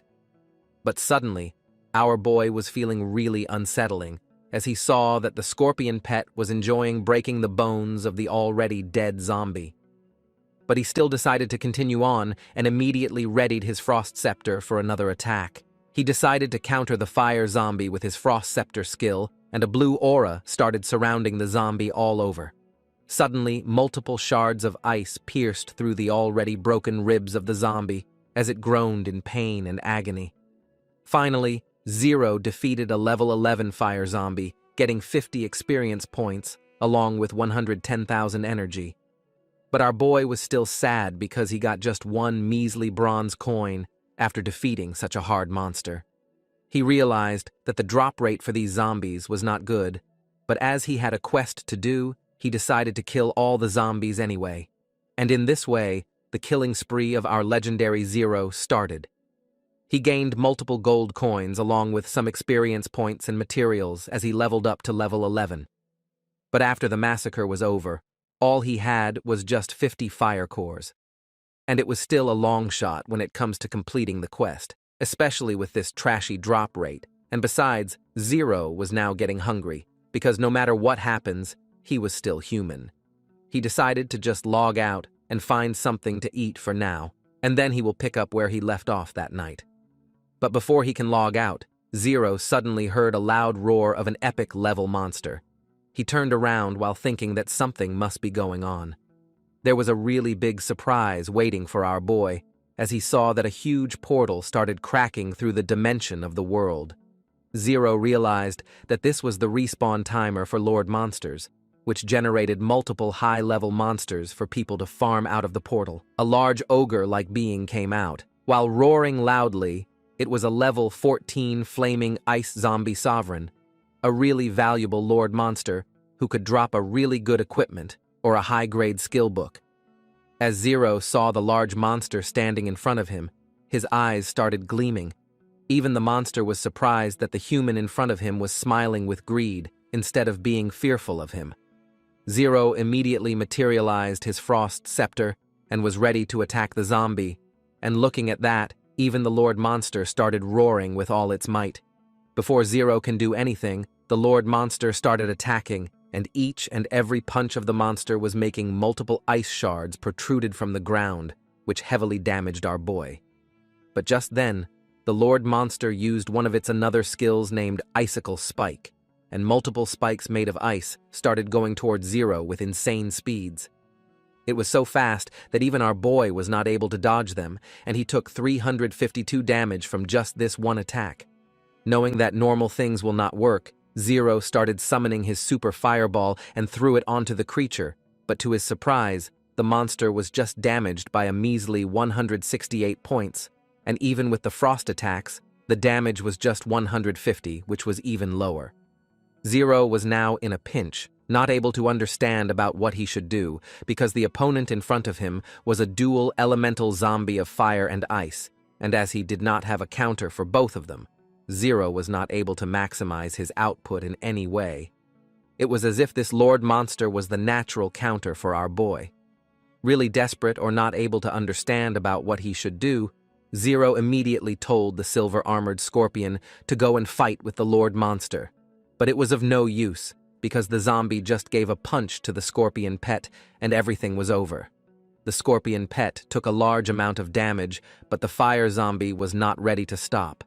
He mercilessly used multiple icicle spikes once again, and with this attack, even the unbreakable armor that Zero thought was indestructible was now pierced and broken into pieces.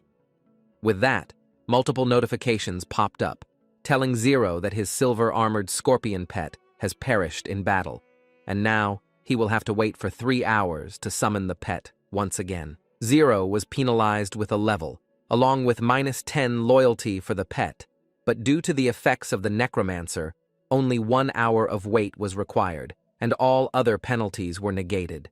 But even 1 hour was a huge amount of time, and until then, Zero was not able to think about what he should do, because knowing or unknowingly, Zero had took a fight with a monster who was on a whole other level compared to the Lord monsters of the first world.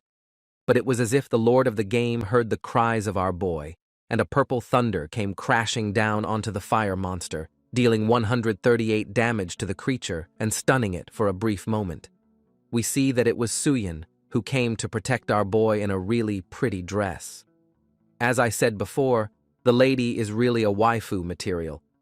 Because Zero can't remember the lady's name, he called her out as the paycheck lady, and Suyan told our boy that she will help Zero with crowd control, so he should keep doing his thing.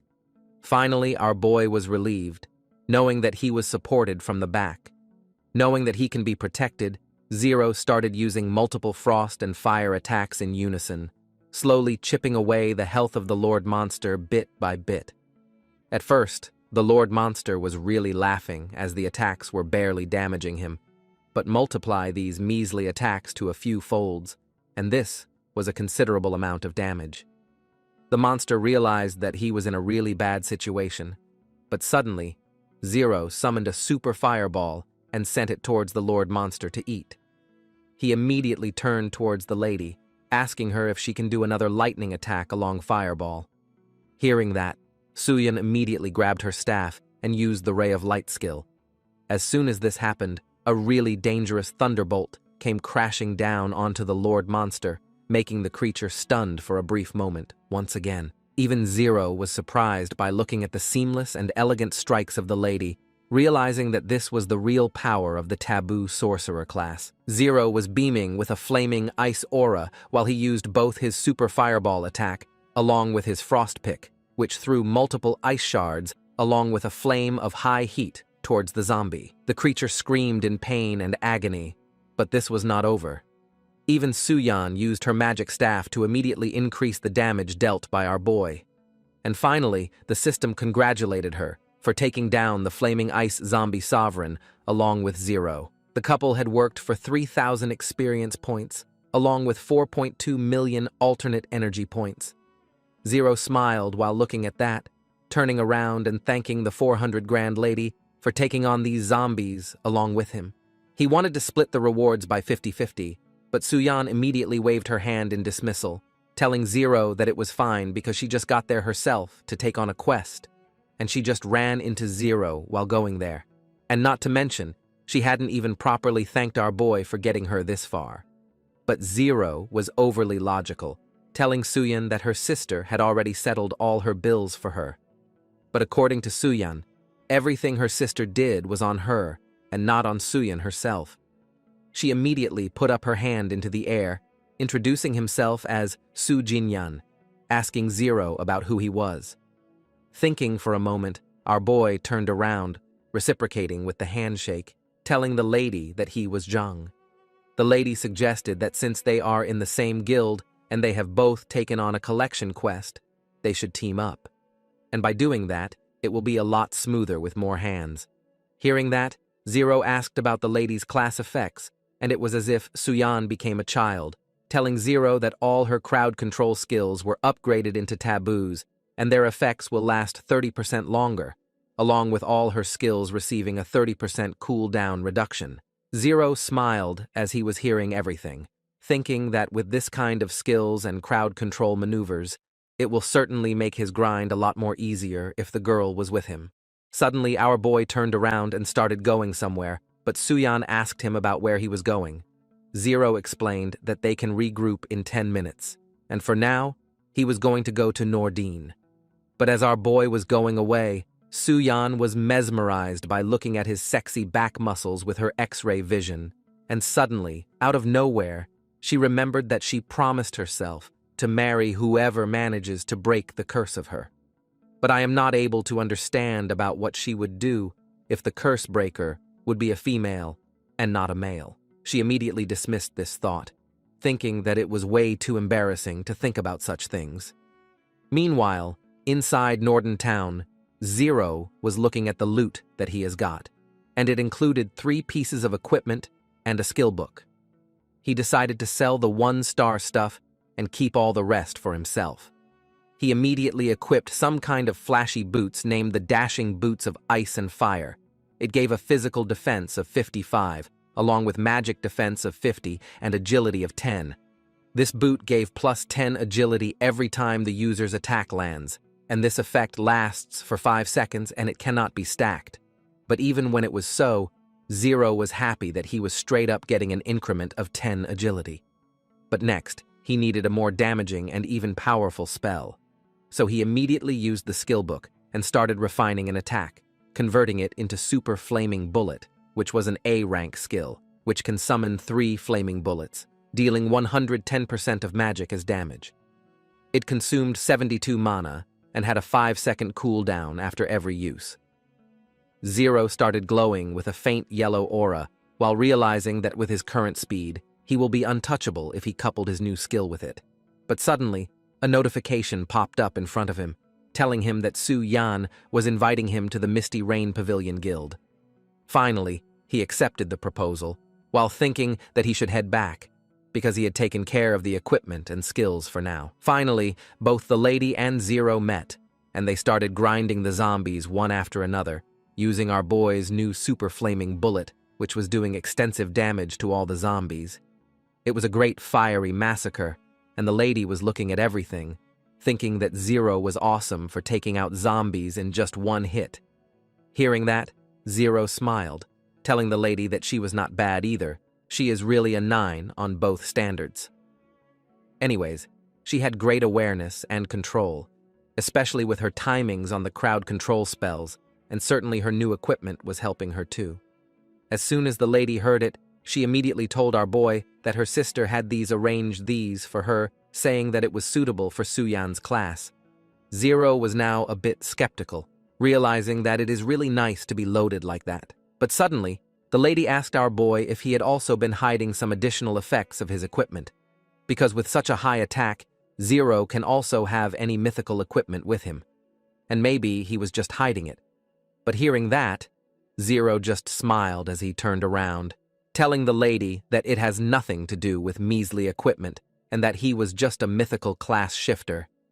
But Su Yan was not ready to accept that, telling our boy that usually, the appearance of a mythical class shifter is accompanied by a strange phenomenon, and yet there wasn't anything happening in the same year.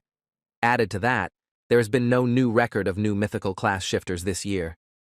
Zero smiled, while thinking that his class cannot be awakened by normal means. He just told the lady that it was up to her to believe at what our boy was saying is true or not, but finally, as they have taken care of fire and ice cores, all that is left were the poison cores. So both of them decided to finish this quest, and the lady decided that they should get to the poison zombie nest right then. But before they can go any further, an urgent notification popped up from the Misty Rain Pavilion, calling out to everyone for taking a major activity. The notification told them that they should assemble at the town within 10 minutes, and those who are found absent will be kicked out. Reading the message, Suyan immediately realized that it was Chen, who was scaring everyone with such an announcement all of a sudden. Zero turned around and asked the lady about who this Chen guy was, because he had such high authority. Suyan formed a really arrogant figure into her head, telling Zero that Chen was the guild master of the Linhai city branch of the guild. And as his father and the lady's uncle were sworn brothers, he got his current position without really doing anything. But still, Zero thought that it was a guild activity, he should head over towards Norden Town. But as the scene shifts, we see that a large zombie monster was killing multiple people in just one shot. Many adventurers were flying several meters away, while some others were clashing with one another. We come to know that it was the fight between the Misty Rain Pavilion and Lin Yao Bastard. Some people from the Misty Guild told Yao that they have found the boss first, so they should be the one to finish it off. But Yao started screaming, telling them that they were just a tiny little guild and that he could crush them whenever he wanted. But suddenly, a magic circle appeared in the sky, and multiple flaming bullets rained down towards everyone, as the gold-armored bastard turned around, asking about who dared to get in his way. He immediately realized that this was not something he should have said, because he saw that it was none other than our boy Zero, who was coming towards him, asking him about why he was fighting his guild for just a boss. The time rewinds to an hour ago, when the monster was rampaging around and the whole guild was trying to take it down. But still, it was of no use, because all the weapons of the adventurers were useless against him. One of the guild members told the president that without the forbidden mage, it was really hard to hold the boss, and it was not even possible to attack. But the president was not ready to give up, telling the members that Jin will be there in the battlefield soon, so they will have to maintain their formation and try to wear down the monster until then. But suddenly, slender footsteps approached, and everyone saw Su Yan, along with our BOV Zero. The guild members immediately recognized the lady as the second daughter of the Su family, the rumored Ice Queen, who is very aloof. But they knew that her carrier restrictions have been broken, and now she was quite powerful, but they were not able to recognize the person who was right behind her. But they still guessed that he must be the person who helped the lady break the restrictions. But it was still not believable to them, because Zero looked way too ordinary and weak for fighting. Hearing the guild member calling her aloof, Su Yan immediately blushed, telling Zero to not believe any of them, no matter what. But suddenly, the president called out to Su Yan, but his happy face soon turned into a shocked one, as he saw that the lady was with some other guy all alone.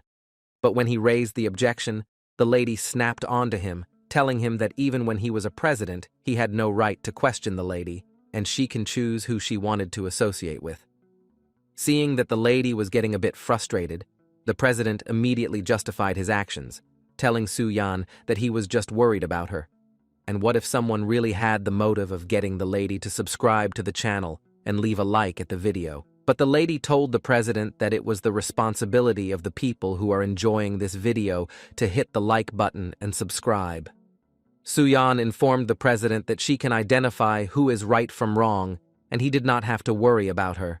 Instead, the lady wanted to know the situation of the battlefield, and the president informed her that the corpse city has been reset, and the corpse king boss has appeared. Looking at Zero, Su Yan immediately told him that the probability of the corpse city to reset is very low, and if they take down the corpse city boss, the guild's prestige and overall strength will definitely increase by a significant amount. That was what Zero needed to hear, and he immediately told the lady that they should go and complete the guild mission. But suddenly, the president, jealous from the scene, immediately told our boy that there was no need for him to go.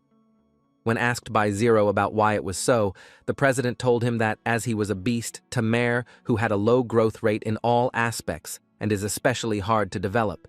He was just in the battlefield to burn the guild's resources without any special care and probably no money.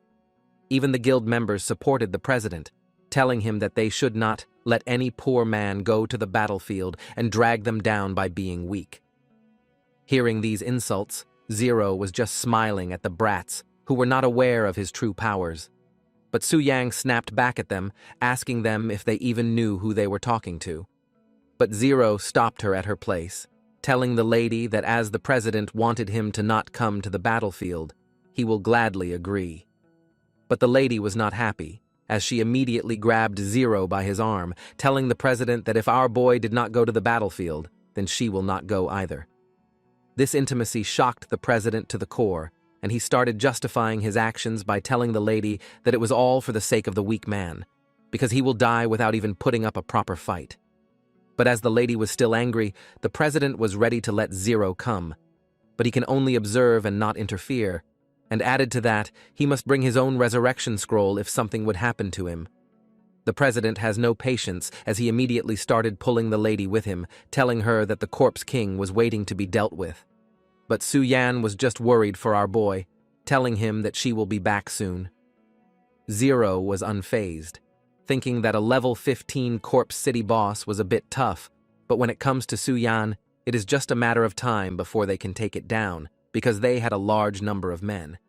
Even Zero wanted to test out the original strength of the 5th-ranked guild in the entire province. The scene shifts back to the present, where Zero was standing with his frost scepter in hand, while his armor was gleaming in golden. Yao was really shocked to see that Zero had joined another guild instead of his own. Even the old digger girl was not happy, screaming at Zhang for not joining the Supreme Guild and instead going at some other guild. She immediately started insulting our boy, telling him that his worth was really low even back then. But suddenly, a purple orb of energy emanated from the ground and struck the gold digger like a thunderstrike. We see that it was none other than Su Yan, who stopped the lady from blabbering nonsense about her savior. Zero looked at her and just smiled, but suddenly his face turned serious, while Yao asked him about how much salary the guild was offering him. The brat was ready to even give Zero the double or triple of the current salary, and additionally, he was ready to arrange a vice president position for our boy, along with becoming the CEO of his guild. But Suyan snapped in anger, asking Yao about how he dared to poach some guild member right in front of the face of a senior officer. But suddenly, Zero started speaking, telling Yao that one must value integrity, and since he had already joined the pavilion before the Supreme Guild, then he will not switch jobs casually during his tenure. But he assured the brat that there was no way to tell about what will happen in the future. So all hope is not lost. Yao smiled after hearing this, telling Zero that as long as he wanted, he can come to the Supreme Guild anytime, and the offer of the position was still valid. Yao immediately ordered his guild members to retreat, and even when one of the subordinate disagreed to this decision, he started screaming at him, telling him that they had to think of the bigger picture instead of just getting the loot from one monster. And just like that, the whole Supreme Guild retreated, and the lady immediately thanked Zero for saving the day once again. But we all have forgot one thing, that the monster was paused in the background until all this blabbering and flashbacks were going on, and now, as his turn has come, he immediately resumed and started roaring once again, slamming onto the ground and damaging all the guild members. He was a tall creature who was looking all spiky and spongy, with large group of muscles, and our boy was not even 1/10 of the size of the actual monster. But he smiled confidently in front of the incoming beast, telling him that he was ready to challenge any monster who came in his way. We come to know that this monster was the Corpse King of the Abyss, who was a level 15-2 stared boss. As Zero dealt huge amount of damage to the zombie sovereign boss with a super fireball attack, everyone had their mouth open in shock as they were not able to believe that our boy was just an ordinary beast tamer because the zombie boss was down by 1/3 of his health. Meanwhile, Zero was ready with his frost receptor, signaling Su Yan to do what she does the best, and she used her taboo sorcerer magic to deal mental pain and agony to the vile creature. And now, it was time for the final blow as Zero raised his hand and dealt a lot of damage with the help of Super Flaming Bullet. After the flames were distinguished, the only thing which was left was the crispy toast of the once ferocious monster, which was feared by everyone. As his task was finished, Zero turned around and started going away, and the system congratulated him for taking down the level 15 zombie boss. Everyone wondered about where Zero came from, because even when the zombie boss was weakened, it was not possible to finish his creature off just like that. And on top of that, Zero was even able to defend his guild from the rich brat Yao and his Supreme Guild. Meanwhile, Su Yan was really happy, thanking our boy for helping them out, because if he was not this helpful, then the Supreme Guild would have stolen the boss from them. But Zero was as humble as he can be, telling the lady that he was just fulfilling his duty as a guild member. But these words worked as a charm, and everyone knew that Zero can become their role model instead of anyone else. As the scene shifts to Nordine, we see that everyone was following our boy, while Su Yan was grabbing his hand between her important melons, happily working with him. But the president was not at all happy with this, asking everyone if they have dealt with the zombie boss, but the adventurers informed him that Lady Su and the beast tamer boy managed to repel the Supreme Guild and finish off the level 15 boss. But the president thought that everyone was just being sarcastic. But another blue-haired boy told the president that even a regular attack from our boy can one-shot someone. But the president cannot bear any praise for an ordinary beast tamer, and he started cursing and scolding his guild members, telling Zero that he dared to not listen to the orders of the president, who had the authority to kick him out. but Zero immediately grabbed the finger, which was pointing towards him, and bent it without any effort, telling the brat that he remembers that he was given orders to stay put, and the president did not need to point any fingers on him. Everyone was shocked at how Zero dared to lay a finger on the president. But our boy was not wrong in any way, telling him that his main task was to take down the boss, and he did so. And finally, the mission was really complete. Just then, the lady came forward towards the president, telling him that without Zero, they would have lost the boss a long time ago, and they might have been wiped out too. So instead of being cursed, Zero should be recognized for his achievements. But as no one was speaking in favor of the lady due to the fear of the president, she immediately grabbed our boy by his hand, telling him to come with her, because they had more quests to do. But deep inside, the president was getting as jealous as an insecure ex, who was not able to move on from a girl. He told one of his subordinates to keep an eye on our boy, and let him know whenever he finds any weakness of him. As the scene shifts, we come to the northern forest, where a poisonous mist was flowing around everywhere, and it was stinking like hell. Even Su-yan was not able to properly breathe, but Zero informed her that the poison zombies were on another level compared to the fire and ice ones. Our boy explained that even when they did not have any elemental properties, they made it up for it with a dangerous skill, which was poisonous physique. Those who attacked or were attacked by the poisonous zombies will enter the poison state that cannot be cleansed for 5 seconds. The affected targets lose 6% of their health every second, and Su-yan almost started crying when she heard that the poisonous zombie was this dangerous, but Zero assured her to just heal periodically so that nothing can happen. But all of a sudden, the lady remembered something and immediately stopped Zero, giving him the reward for completing the guild quest, and our boy thanked the lady for doing so. But suddenly, a portal opened out of the blue, and a poison zombie materialized into the forest from the portal, attacking both the lady and Zero. But he was fast, and his reflexes were insane, as he told the lady to enchant a buff, and used the triple super fireball strike to one-shot the poison zombie even before he can reach them. The lady was really impressed by the damage Zero had done, because this was enough to take out the zombie in just one shot. But our boy complimented the lady too, telling her that things went smoother than expected due to her buffs. But as they were going deeper inside the forest, Zero was constantly sensing that someone was following him.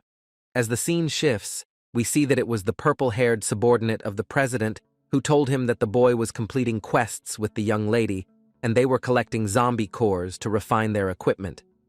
But what he told next was a shock to the president, because it was informed to him that the lady was on pretty friendly terms with the beast teamer, joking around here and there.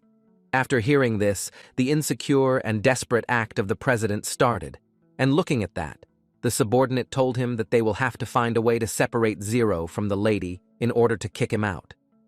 And it was as if the system gave them an opportunity.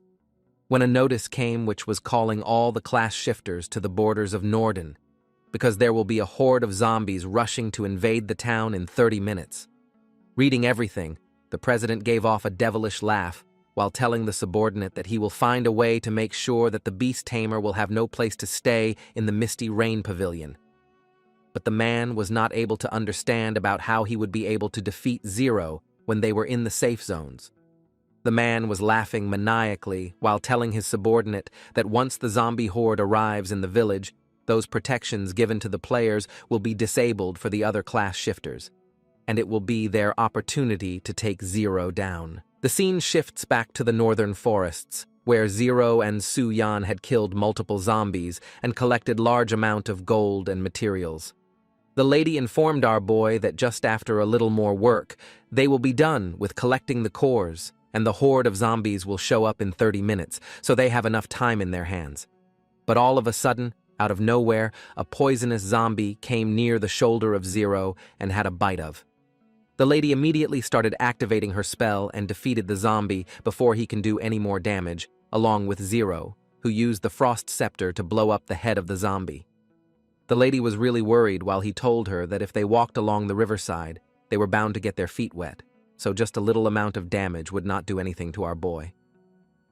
But Zero was still sensing some constant eyes onto him, and it was still lurking in the shadows. As the scene shifts, we see that Zero and Su-yan arrived at the Nordine town, and the system congratulated them for completing the quest.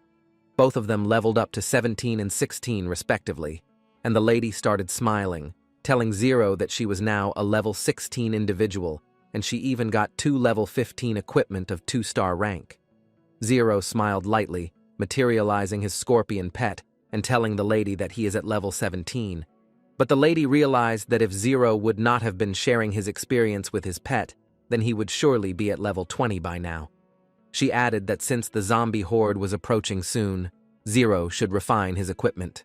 After thanking the lady for letting him remember, Zero got back to his work and started refining all the equipment he had to golden tier as he got the explosive-resistant armor and leggings. And whenever these equipment would be used on a player, then they will not have the fear of zombie assaults, and zombies will no longer get closer to them. Zero started smiling, thinking that with the 2 pieces of equipment on his level 15 silver-armored scorpion, no one in the second world would be able to even deal any damage to both of them. Even the lady smiled as both of them got ready, telling Zero enthusiastically to go and take on the horde with her. But suddenly, a notification popped up from Chen, who told the lady to head over to the office because there was something they needed her for, and even her sister, along with the key managerial persons, were in the office. Su-yan knew that something important was happening, and she immediately apologized to our boy, telling him that he will have to take care of the horde by himself. But our boy understood and told the lady to hurry up before the event starts, because after that, she would not be able to leave. But the lady was really worried for our boy, telling him that even when the zombies were lower than level 13, they will have a large advantage of being in a group. Zero gave up a faint smile, telling the lady to not worry too much. As the scene shifts, we see that Zero saw the lady who used the portal to get out of the world, and just then, a notification popped up, telling all the adventurers to prepare for the zombie horde. It told them that until all waves have been repelled, the class shifters will be unable to leave the alternate world, and the protective effects of Norden would have been lifted. But for completing the quest, a player will really have to just kill more than 50 zombies and survive the wave till the end. Finally, the gates to the entrance of Norden were opened with force, and multiple zombies started running towards the citizens and players with their hungry eyes and devilish laughs. All the adventurers were ready to defend themselves by the equipment they had, but Zero was not even doing any effort, because he knew that even when the zombie horde was endless, a wave will just last for an hour and then the zombies will leave for a while, so all they needed to do is to take out 50 of them in that 1 hour. But suddenly, multiple messages popped up in front of our boy, and some people from the Misty Rain Pavilion were calling him to a desolate place for coaching and fend off multiple zombies, but Zero was not as dumb as some others. He realized that something was fishy, but he still decided to go. As Zero arrived to the dark and desolate place, he saw that multiple adventurers have already been killed by the zombies, but 2 dark silhouettes were watching him from a window, thinking that the idiot beast tamer came to the place without even using his brain. We see that it was the president and his subordinate who were talking to each other, that even when Zero had a high damage output, he was heavily injured by a poison zombie, so his defense must be pretty low. And as per the order of the president, the subordinate had hired 12 archers lying in ambush at the back alley of the place. And just by the assumption that our boy had low defense, the president hired some more men and told them to wait at the respawn point for our boy to resurrect, so that he would not be able to revive any further, no matter how many resurrection scrolls he had. The president wanted to kill him over and over again, laughing manically and telling his subordinate that the woman he was becoming friendly with was only his to claim. As the scene shifts, we see that Zero had arrived at the designated place and even announced to everyone that he was there. And as soon as he stepped his foot in their range, a large number of arrows started dropping down onto him with insane speeds. But without any delay, Zero immediately summoned his silver-armored scorpion, who deflected all the arrows like they were flies in the way of his master. Both the president and the subordinate was shocked to see that the actual defense of Zero was not low, but instead he used his pet to defend himself. A system notification popped up, telling Zero that as he had been attacked by fellow class shifters intentionally, and within the next 10 minutes, he will not be penalized for killing his opponents, even if they were teammates. Now it was Zero who had a maniacal laugh, as he asked everyone if they were done with their show, because now it was his turn to shine.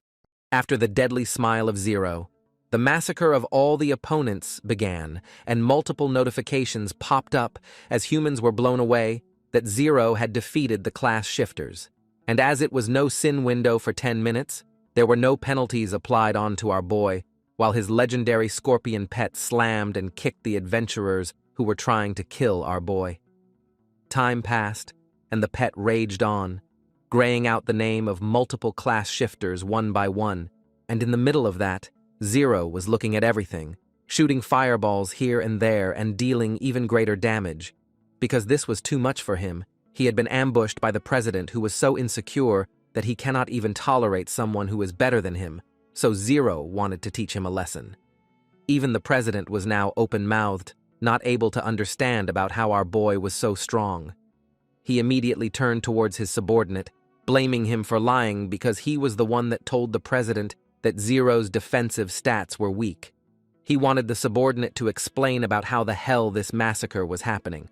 But the subordinate was clueless either, because Zero was clever, and he never showed his true power to anyone.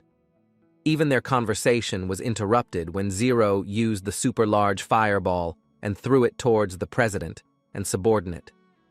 Somehow, they were able to dodge this ferocious attack, but as they saw in front, they saw that Zero was coming towards them with a golden aura surrounding him, as he smiled at the president for thinking that he could ambush someone so powerful as our boy with such pretty tricks and sticks. The president was acting like it was not his fault and asked Zero about what he meant. But our boy started exposing him, telling him that ever since he had down the zombie king boss, the president had been keeping an eye and looking for a chance to bring Zero down. The president immediately realized that as Zero had already knew everything, he pretended to have low defenses and faked his weakness in order to get the president to drop his guard. Zero smiled, telling the man that he had nothing against him, but he just wanted to see how the president would react. But the old man was not only insecure, but also dumb. He straight up readied his crossbow and fired an arrow towards Zero while telling him that he wanted our boy dead.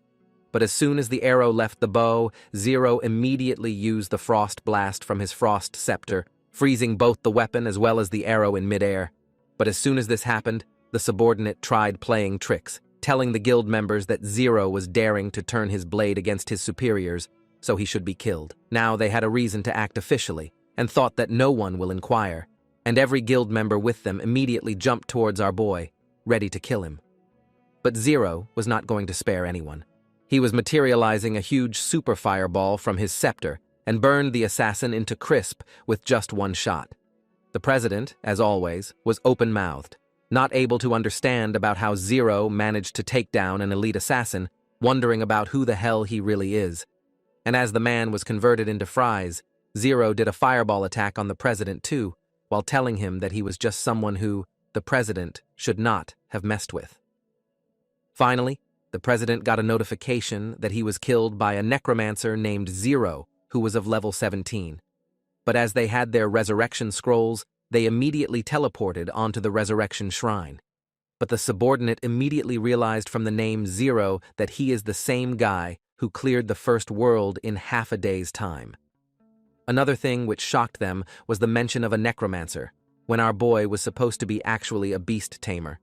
But the president immediately shut his subordinate up, telling him that he does not know anything. But the president realized that this was the reason about why Zero was always hiding his identity, because he was a wolf in sheep's clothing. He declared to the subordinate that he will never stand together with Zero, and this much is pretty clear from the things he was always doing. As the scene shifts, we come to the real world in the Su family building where Suyan was screaming, telling everyone that she will never agree. There was a conversation going on about Suyan being married to the president, and the lady was not agreeing. But the head of the Chen family just smiled, telling the lady that affections can slowly develop, and even his uncle has something special for her. A lady immediately popped up a suitcase. and as it was opened, everyone saw that there were many energy potions of mythical grade, from which alternate energy will be increased by 100-fold, along with a devil's outfit, forced by a legendary blacksmith. It was a level 30 outfit with 3-star attribute, which increases the duration of all crowd control effect by 50%. The uncle told the lady that they have spent 5 million on the potion, while the Chen family spent 8 million, finding all sorts of blacksmith to secure the outfit for the lady.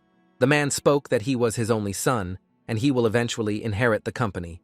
So when the lady marries the brat, then she will have access to everything they had.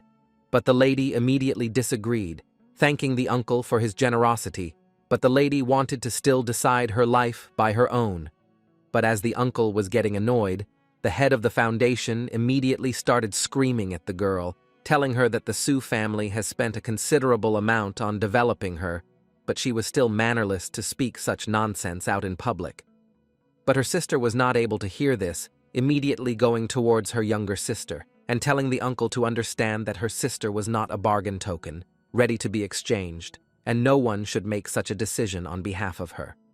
The lady immediately told Suyan to not worry, because her sister will always be on her side in the search of happiness.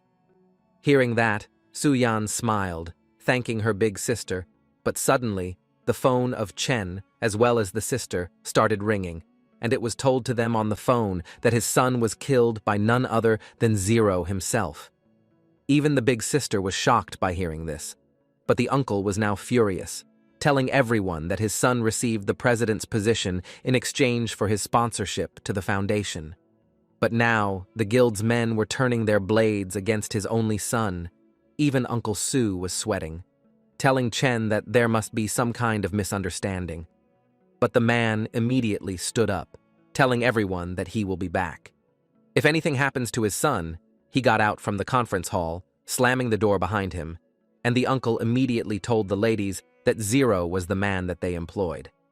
But Chen family has been sponsoring the foundation as a vital shareholder, and anything which happens to his son would not be tolerated. But Su Yan immediately started speaking in favor of her boy, telling the uncle that there has to be a good reason, because Zero would not attack his fellow guildmates unprovoked. But the head was not ready to listen to anything, immediately ordering the ladies to bring Zhang Yue over so that he can bow down and apologize to the Chen family, or he will be expelled from the Misty Rain Pavilion. But suddenly, the phone of the older sister rang, and it was the call of none other than Zero himself, who told the lady straightforward before she can even speak that he was quitting the guild, effective immediately. The lady was shocked from head to toe as she started screaming on the phone, telling Zhang Yue that she knows that Chen was the one who provoked him first. The lady wanted Zero to not be impulsive and promised her to prove his innocence in front of the guild. But Zero immediately denied re-entry in the guild and cut the call on the face of the lady, while thinking that it was good for him to sever ties with the pavilion because Chen was really a narrow-minded person with a large amount of money, and he will definitely seek revenge rather than understanding his own mistakes. So it was better for Zero to stop dragging things out and cut the ties decisively. And as for the medical monthly expenses of 50,000, Zero would be able to earn it by selling materials and to obtain higher-level materials. He must finish the second world quickly and go to the third world.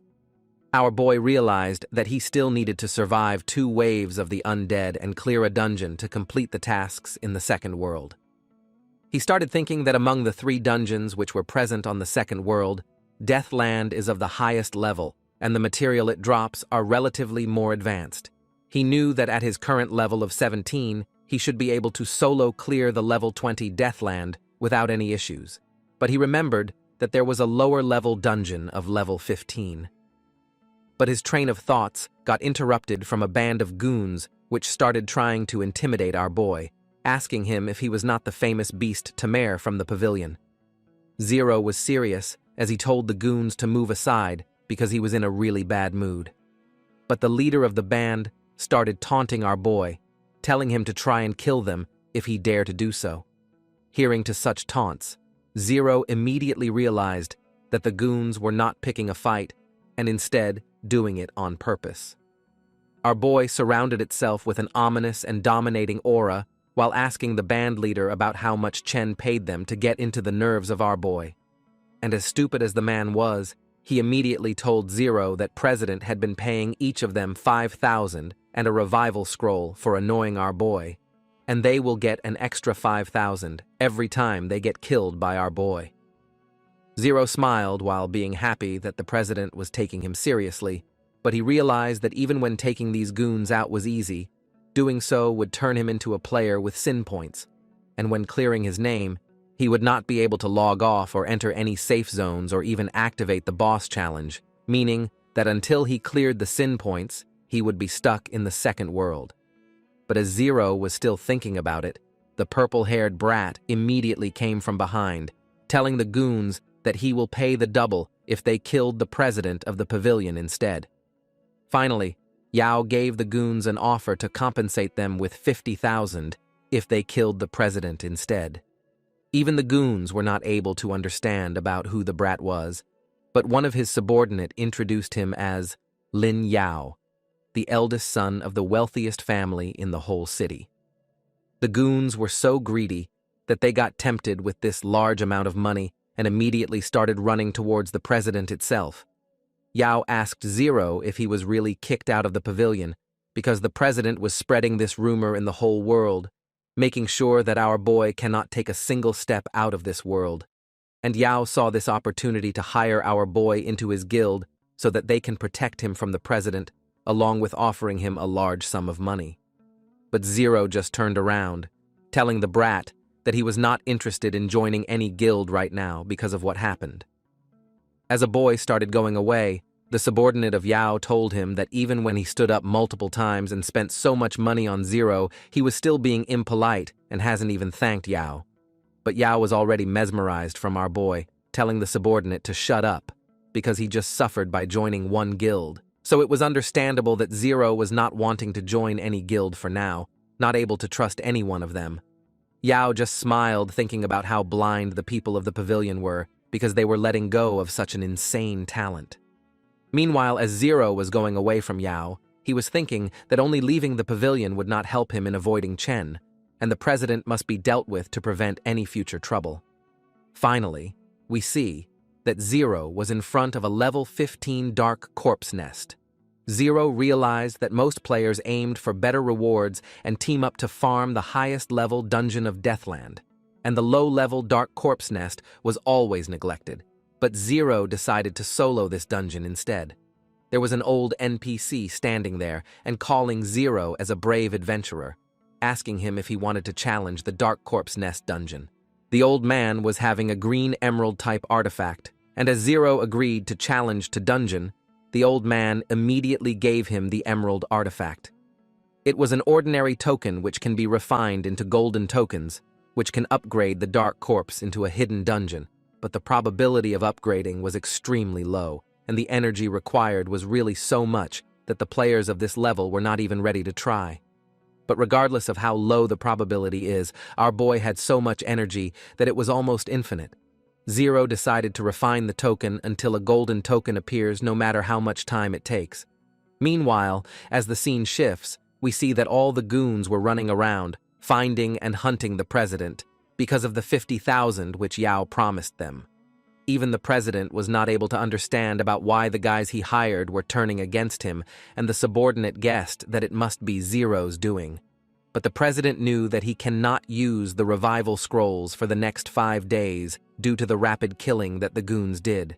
And to be safe, he will have to wait until the cooldown refreshes before leveling up again, or he will be definitely killed permanently this time. But as the president was gritting his teeth, it was as if God wanted to give him another opportunity, and a notification popped up into the sky, calling all the players into the Dark Corpse dungeon as it had become a hidden dungeon instead, and the people who will enter the dungeon will also get 1 free revival. The president started smiling as he read everything, ordering the subordinate to gather all the members quickly and challenge their dungeons so that he can level up without the worry of getting killed. Meanwhile, as the scene shifts, we see that Yao was killing monsters in another dungeon. But as he looked at the free revival point, he decided to also enter the dungeon, so that he can gather some rare equipment along with experience points without the fear of getting permanent death. But as the scene shifts for the last time, we see that Zero had already almost cleared the dungeon while holding the emerald artifact into his hand, knowing that one of the tasks in the second world was to clear a dungeon and rewards from the upgraded hidden dungeon will significantly increase. But he also realized that the guild president was really greedy, and he will definitely be coming in the hidden dungeon, thinking that he would not be killed due to the free revival. As Zero looked around, he saw that a monster was forming with a purple flame-like substance, and it got transformed into a huge monster with tentacles as its mouth and multiple crimson eyes. We come to know that it was the dark zombie lord gatekeeper of the dungeon, who would need to be defeated if Zero wanted to enter, and our boy smiled while getting ready with his frost scepter to face off against this threat. After he was ready, Zero faced off against the gatekeeper without even a flinch, and after just 2 or 3 super fireball attacks, the zombie gatekeeper was now non-existent, taking its last breath, while our boy threatened the monster, telling him that if he kept waking up, then he will be blown into smithereens and will even cease to exist. But suddenly, a notification popped up, telling Zero that a large number of challengers have entered the dark corpse nest. Our boy turned around while thinking that the secret realms and the benefits of free resurrection are not just for Chen, but they are also opportunities for the other civilians who can't afford resurrection scrolls, as they will get to farm monsters longer and can level up faster. Zero guessed that along with Suyan, the brat Yao and Chen would be inside the dark corpse nest too, along with the pavilion and the supreme guild. But Zero already decided that he had only one target, so he will try his best not to involve others and complicate the relationships. Finally, Zero materialized the crystal ticket and activated the permission change function. As a holder of the prestigious golden ticket, Zero now had the permission to change 3 rules for the dark corpse nest. As the stone wanted Zero to enter the permission changes, the scene shifts, and we see that the president, along with the guild, who was fighting monsters for free experience. Meanwhile, Chen always kept looking back while telling Suyan to not stray too far away from him. But the lady had something else in her mind as she was thinking that she had to find a way to find Zhang Yue. She was thinking that if it was not for the elders of the family, she would not even care about the life or death of this pathetic brat who was on the position of the president. But suddenly, everyone was going to be shocked to their heels, because multiple notifications popped up, telling all the professionals who entered the nest that due to the permission changes made by the holder of the golden ticket, the free resurrection mechanism upon death was now cancelled, and the adventurers cannot use return scrolls within the nest, or they cannot even exit. And now comes the scary part, because Zero had made a rule that all the white-named professionals in the realm will not increase their sin value even when they kill each other, and the entrance of the realm was now closed. So there was no way that they would exit the nest without completing the mission. Finally, the secret realm mission appeared, which was to kill 500 zombies, along with the realm's guardian, the dark zombie lord.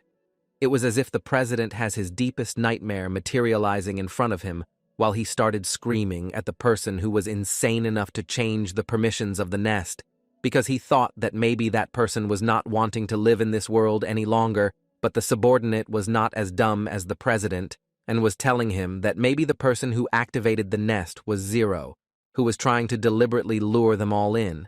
But as stubborn as the president was, he refused to believe that Zero had so much alternate energy to refine the ticket into the golden secret ticket. But suddenly, the lady made a disgusted look and told the president that it is clearly obvious that the permission changes done by the ticket holder was specifically aimed at someone. But the president was not ready to believe in it, telling the lady that the ticket holder must be a guy who was afraid of too many competitors and wanted to monopolize on the first dungeon clear rewards. He still tried to act cool and dependable, telling the lady that she should not worry because he was there, and no matter how the permissions change, the man believed that he will guide Suyan through the secret realm without any worries for him. It was as if killing 500 zombies was really a cakewalk, but the lady already knew the stamina of the president and realized the bluffness of the bluff that he was making. She wanted the man to think about saving him first, and then worry about the lady. As the scene shifts, we see the clearly evident cowardly nature of the president as he stood behind all the soldiers while commanding them to take the lead and take down the boss so that the first clear reward of the dungeon gets to the pavilion. But suddenly, the subordinate saw someone and told the president to look that way. But as you all know, the president is always into his own world, wondering about who was faster than the pavilion, but suddenly, all of them heard a menacing but familiar voice, and it was none other than our boy Zero, who already fainted the gatekeeper zombie, and the president was almost wetting his pants while Su Yang started blushing after just having a look at our boy, who was sitting onto the monster like a boss, mocking the president for being too late. But the lady did not care as she swiftly started jumping, while telling Zero that she was just about to come and find him. But the president was as insecure as any red flag boy would be, and was wondering about how Zero was able to activate the secret realm with the golden ticket. But Zero did what the president wanted the most, straight up ignoring him, while asking everyone about what they will do with this opportunity, because the whole pavilion was trying to kill our boy by any means necessary. And now, it was their turn to do so. Even when the president was trying to push all the soldiers ahead, deep inside, he knew how much of a coward he was, because he only came to the nest due to the free resurrection benefits. He didn't even expect to find Zero inside, and he definitely knew that if Zero even blows air on his face, then he will meet his end. The president starts doing what a sacredly cat would do, threatening Zero from behind his soldiers, about how great the Chen family was and how wealthy they were. He tried to scare Zero by telling him that even the pavilion had to respect Chen due to his family status. He tried to use the lady against Zero, telling her to use her binding power to control our boy. But the lady straight up ignored the president, telling him that Zero was once a member of the pavilion, and when he was there, the president was mistreating him and even tried to kill him. So now, if Zero even killed the president, then it would be considered self-defense, and the lady will not assist the brat in any way if what he does is wrong. The president started sweating after he heard this response, but he was still not ready to admit defeat, ordering his soldiers around and telling them to go and kill Zero at this instant. But the soldiers were not dumb enough, making the president realize that our boy can solo clear the boss, and they were just measly small flies in front of him. They were not ready to go and rush to their deaths when they did not even have the resurrection scrolls. But suddenly, the president used his peanut brain for once and tried to manipulate the soldiers who had the resurrection scrolls with themselves, telling them that if they died once by the hands of Zero, then he will compensate them with 5,000 coins. Hearing that, the soldiers became greedy, telling Zero that as birds die for food, people also die for wealth. And that's what they are going to do. But our boy was just having a devilish laugh on his face, comparing the level 9 beast tide with the pavilion, thinking that they were measly small fries in front of the tide as the people from the pavilion started attacking our boy. He swiftly dodged each and every one of them and was ready to begin the massacre, dealing insane damage to each and every one of them, while multiple notifications popped up in golden, telling Zero that he had killed multiple professionals, but his sin value was not increasing. His eyes were glowing with a golden aura, as he knew that he can now act freely without worrying about the massacre he was doing. But the president had different plans as he thought that Zero was busy. He told his men to go to the boss and take him down, but just as the soldiers were running towards the boss, the silver pet scorpion immediately materialized in front of them, blocking their way.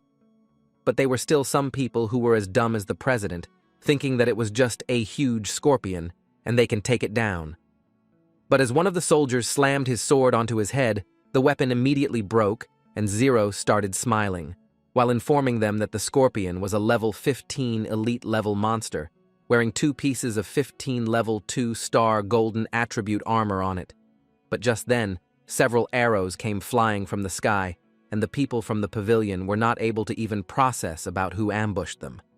Suddenly, a strange but familiar voice came down, and everyone heard that someone was going to reward them 20,000 coins if they killed the guys from the pavilion. But it seemed like Zero was 100% knowledgeable about who came inside the nest. Meanwhile, All the soldiers of the pavilion started running towards the people who ambushed them, and Zero was watching in amusement, while the whole focus of the group shifted from him towards the ambushers. As he turned around, our boys saw that it was a Yao who ordered his men to deal with the brats of the pavilion, addressing Zero as his people and protecting our boy from those barracks. He wanted Zero to not worry at all, because Yao thought that as long as he was there, the worthless scum of the pavilion won't amount to anything. But on the other hand, Zero was clearly annoyed by having to deal with this rich brat all the time, and even the president was shocked, countering Yao by telling him that he was not doing damage to any people of the Supreme Guild, and instead, he was just attacking an independent adventurer, Zero. But Yao just had a smirk on his face, while telling the president that as Chen really liked to use money for getting everything done, the purple-haired brat wanted to see if the president's money was more than his. Suddenly, Yao announced in front of everyone that he is going to give them a chance to get rich quickly. He told everyone that whoever kills the president of the pavilion will receive 1 billion coins from the Supreme Guild. The president peed his pants once again while he turned around, threatening his people and telling them that if they revolted against the president, then the entire Chen family and Su family will get after their lives.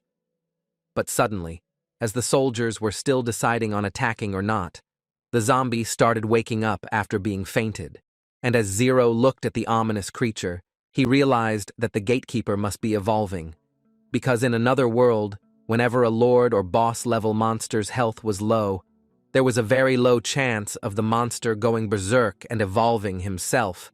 To our boy, it seemed that the arrows which were shot by the Supreme Guild caused the zombie lord's health to continue decreasing, which led to the monster getting evolved.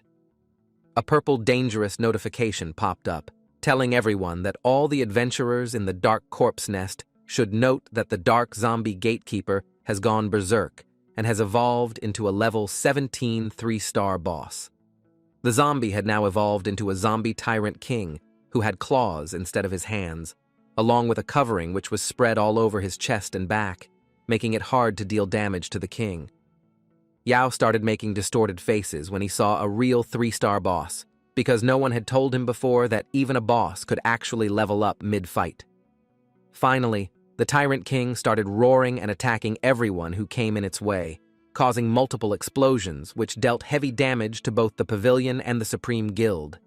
But suddenly, a notification popped up and told everyone that due to the berserk state of the Dungeon Guardian, the difficulty of the dungeon has increased, and due to it, the exit of the Dark Corpse Nest was now forcefully opened so that all the adventurers can leave the dungeon at any time through the exit if they found the boss tough reading everything.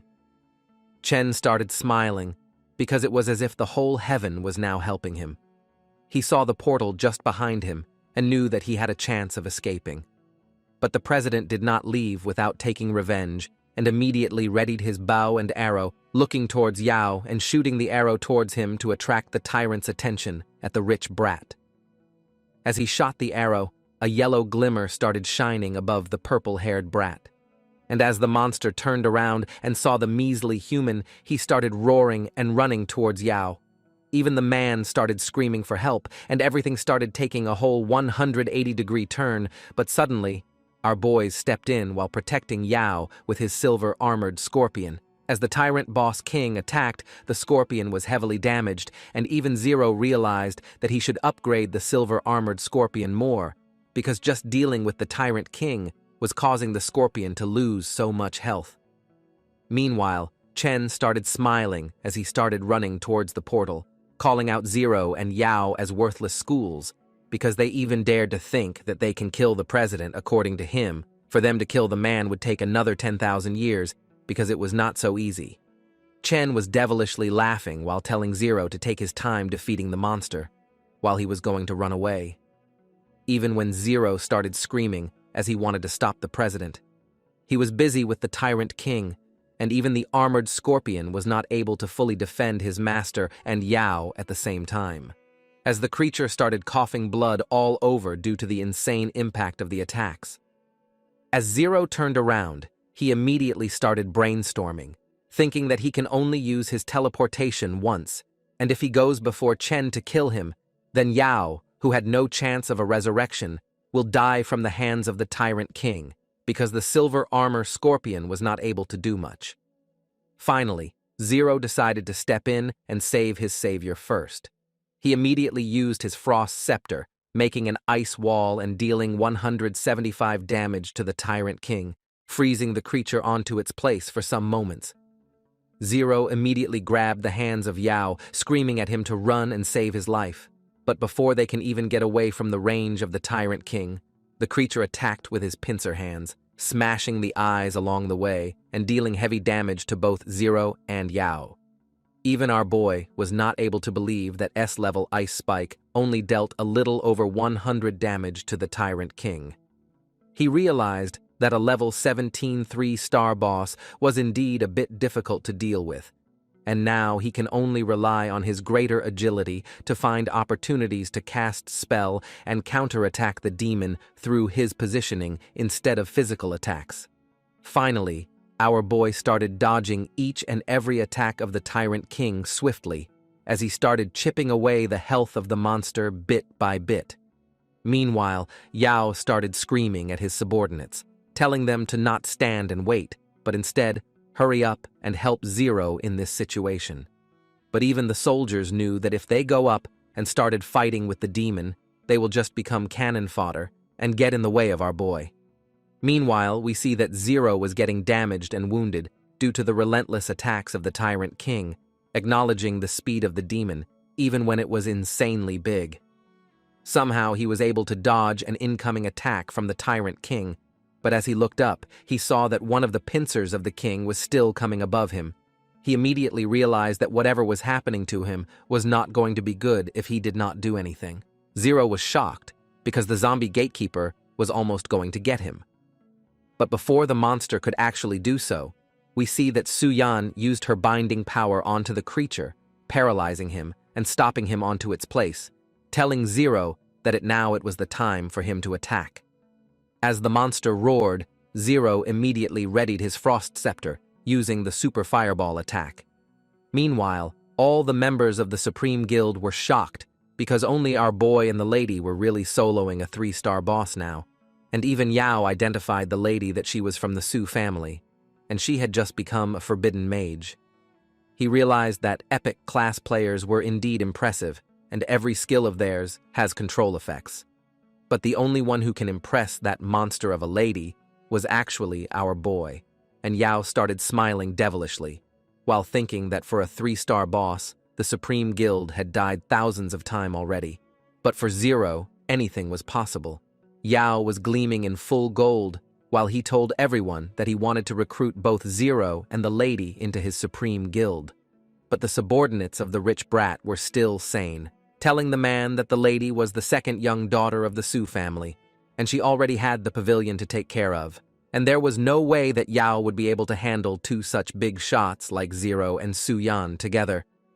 As the scene shifts back, we see that the monster was getting heavily wounded and damaged, due to the control and impact skills of our boy and Su Yan.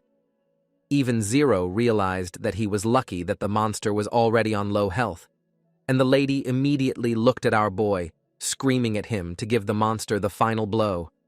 But Zero just smiled, telling the lady that he can't deal the final blow because he was the secret realm seeker of the golden ticket. For a moment, the lady was completely shocked, but she started engulfing herself into a purple aura, understanding what Zero wanted to say, and using her flowing fire attack from the mage staff. The purple flame which engulfed the lady some moments ago was now attacking the monster, and it was such a final blow that it obliterated the whole existence of the monster, giving level-ups to all these subordinates and people inside the corpse nest. Finally, a regional announcement was done, which congratulated the player Su Yan for being the first to clear the level 15 secret realm of the Dark Corpse Nest. Finally, she received the reward, which included the rank scroll along with one other thing, which was not disclosed. All the people inside the dungeon were happy as they started dancing and jumping, while Yao immediately clinched to Zero, telling him that he was the brat's lifesaver. But Zero rubbed him off, telling him that if he would not have came to the dungeon in the name of helping, then Chen would have been dead long ago, and letting a wounded tiger return to the mountain was bound to bring endless troubles. Even Yao was nervous for a second, thinking about what he should do. But then he just smiled, asking Zero if he should pay him about $1 million as punishment. Even our boy was shocked, asking the brat if he had something else besides money. This was a stab into the heart of the rich boy, and he immediately started explaining that his dream was to recruit all the strong players and build the strongest guild in the world, and that's why he was asking Zero to join his guild. But our boy was not at all interested, rubbing off the hand of the rich brat, asking him to let go. But Yao still continued, telling Zero that his family has the largest pharmacy in the whole city, and as long as Zero joined the guild, there will be endless supplies of medicine. But as Zero seemed uninterested, Yao became serious, telling him that their family had cooperative relationships with the top forging family, who was the Xiao family, and the enchanting family of Shangwan. This sparked the interest of our boy, and he asked about the forging master. Finally, Yao noticed that Zero was interested, and started explaining that his dad was old friends with the head of the Zhao family. As long as there are enough materials, any equipment can be made with just one word from him, and it would greatly benefit our boy in every case. Even Zero started thinking that compared to buying the equipment, forgers can often create higher quality equipment at lower price. Somehow guessing about what our boy was thinking, Yao immediately smiled, telling Zero that even if he was not ready to join the Supreme Guild, they should still have each other's contact. So if our boy ever needed equipment made, Yao can help him get in touch with the Xiao family. Finally, our boy found it reasonable and decided to at least share his contact info with the rich brat, as it would be beneficial for both of them. Finally, Zero took Su Yan and moved towards the end of the portal for teleporting out of the dungeon. Yao and his subordinates waved their hands and goodbye. As the scene shifts, we come out of the dungeon where the president and his lackeys were hanging around, talking about Su Yan, and how her epic class was indeed impressive, because they have all seen that Su Yan was the one who cleared the dungeon just now. All the subordinates were wondering about who was the man that would be enough for such a beautiful and capable lady.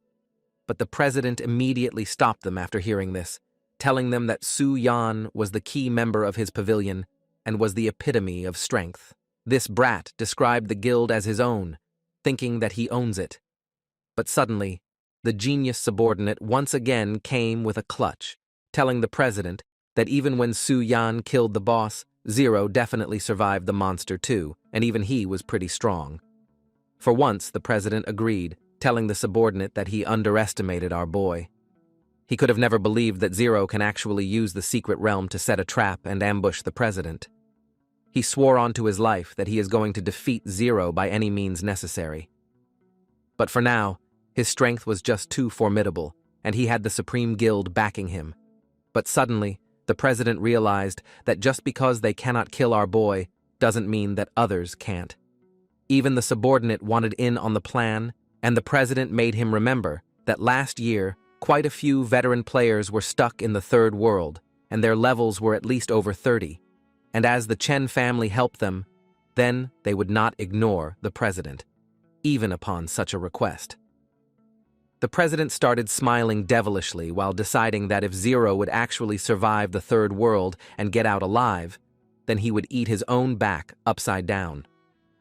As the scene shifts, we see that Zero was hanging out with the lady while she asked of a boy if he was considering her as his enemy, since it was Chen who treated him badly. But Zero turned around, calmly telling the lady that the person who does the deed was the only person who takes the blame. And he currently only had one enemy, and that was the president. But of course, if the pavilion insists on helping the president in any way, then Zero would not mind having a few more in his list. But the lady immediately swore that she would not help that kind of a person. And just like our boy, the person she hated the most was also Chen.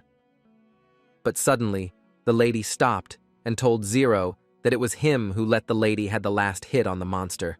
So all the loot that she got rightfully belongs to him. Finally, Zero smiled looking at the equipment, thinking that refining these and all the skill books will greatly enhance his damage dealing and health limits.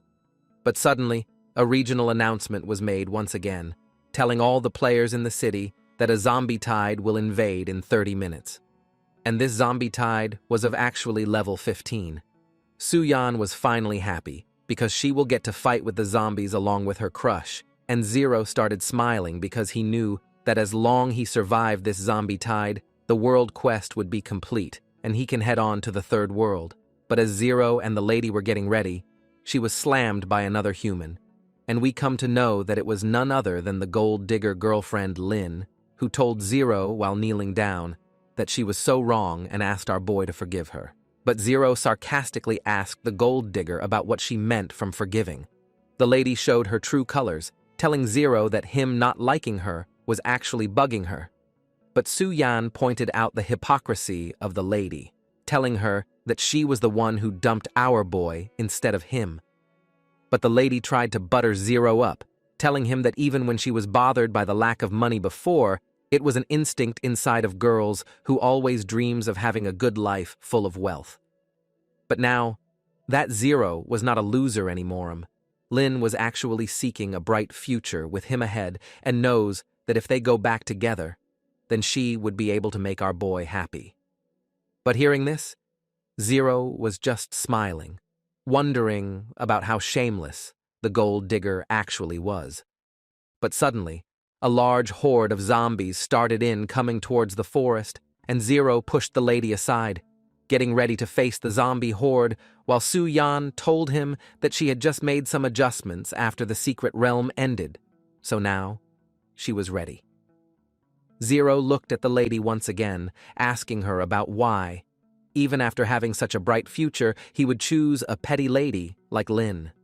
Zero wanted to have nothing short of a relationship with his ex, telling her to get lost. But the gold digger was shocked by this reply, realizing that the actual Zhang would not have said anything like this to her, even after she would treat him badly.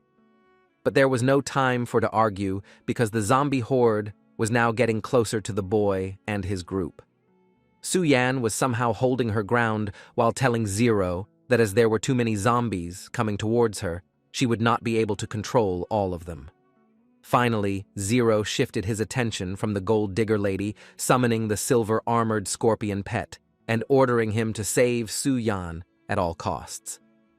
Meanwhile, Zero materialized his frost scepter and started using the super fireball attack, obliterating multiple zombies in one go. But suddenly, they heard the gold digger lady as she started screaming from behind, asking Zero to save her, because multiple zombies have already caught her and were trying to do some naughty things with her.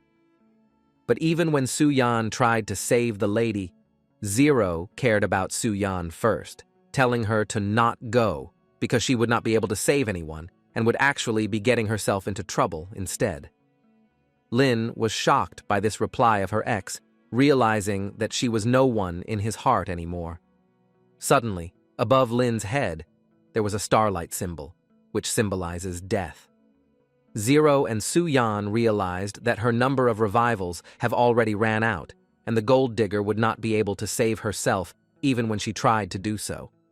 Even Zero, who was just using Zhang's body, was saddened by the demise of the gold digger, but finally, he got back into his mind, thinking that there was no time to lament the past and they should deal with the zombie tide first.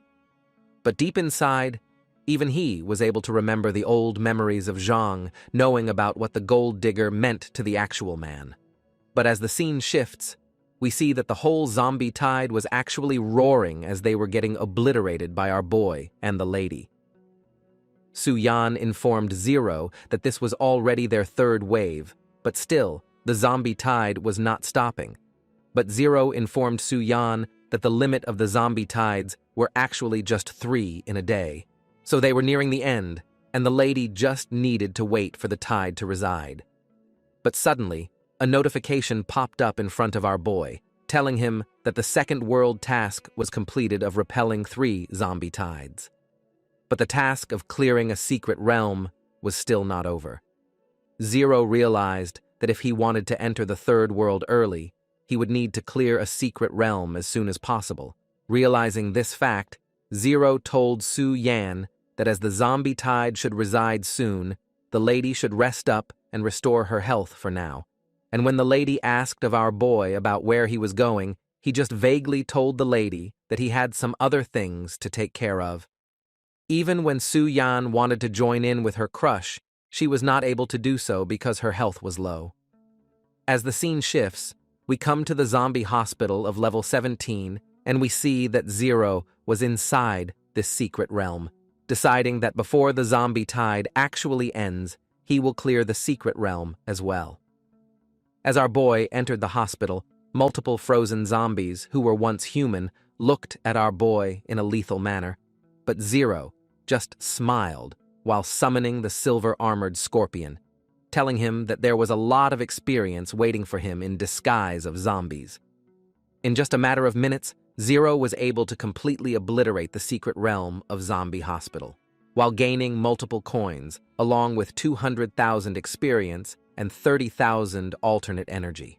He also got the Demon Slayer staff along with the lightning spell. Last but not the least, Zero was now a level 20 individual, and he was happy as he gave his scorpion pet multiple pet eggs and some coins so that he can slowly evolve and become a mythical level creature soon. Our boy had also gained a new skill and new equipment with increased attack power and health, and once the zombie tide recedes, he can finally prepare to clear the second world and go into the third one.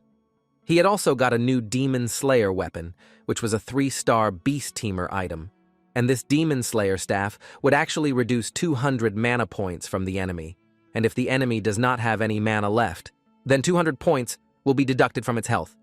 Zero realized that this was a really lethal weapon, but suddenly, a message popped up behind him, which was from Su Yan, who told him that the zombie tide was finally over, and now they should go and fight the second world boss together.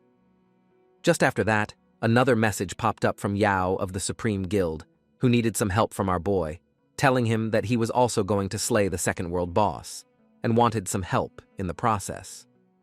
Our boy started thinking that with a forbidden mage's assistance, the odds of defeating the secret boss was definitely better, and as for Yao, he had also helped our boy a few times, and it was time for Zero to return the favor. Finally, our boy messaged them that 15 minutes later, he would see them at the entrance of the Nordine village, and both Su Yan and Yao immediately agreed to this proposal. 15 minutes later, the whole team met outside Norden City of Zombies, but Zero was shocked to see that Yao actually brought a lot of people from the Supreme Guild. Su Yan even asked the brat about why she had brought so many people behind him.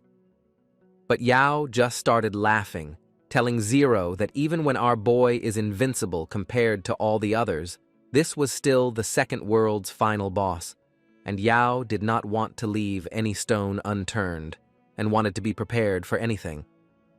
Our boy just gave an awkward smile to Yao, telling him that as long as he was happy, he can bring as many people as he wanted.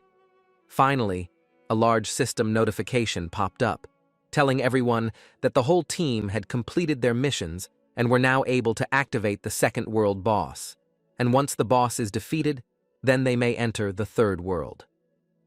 As the system was already detecting a large amount of people gathered near the portal, it wanted to know if they would like to enter the second world boss stage.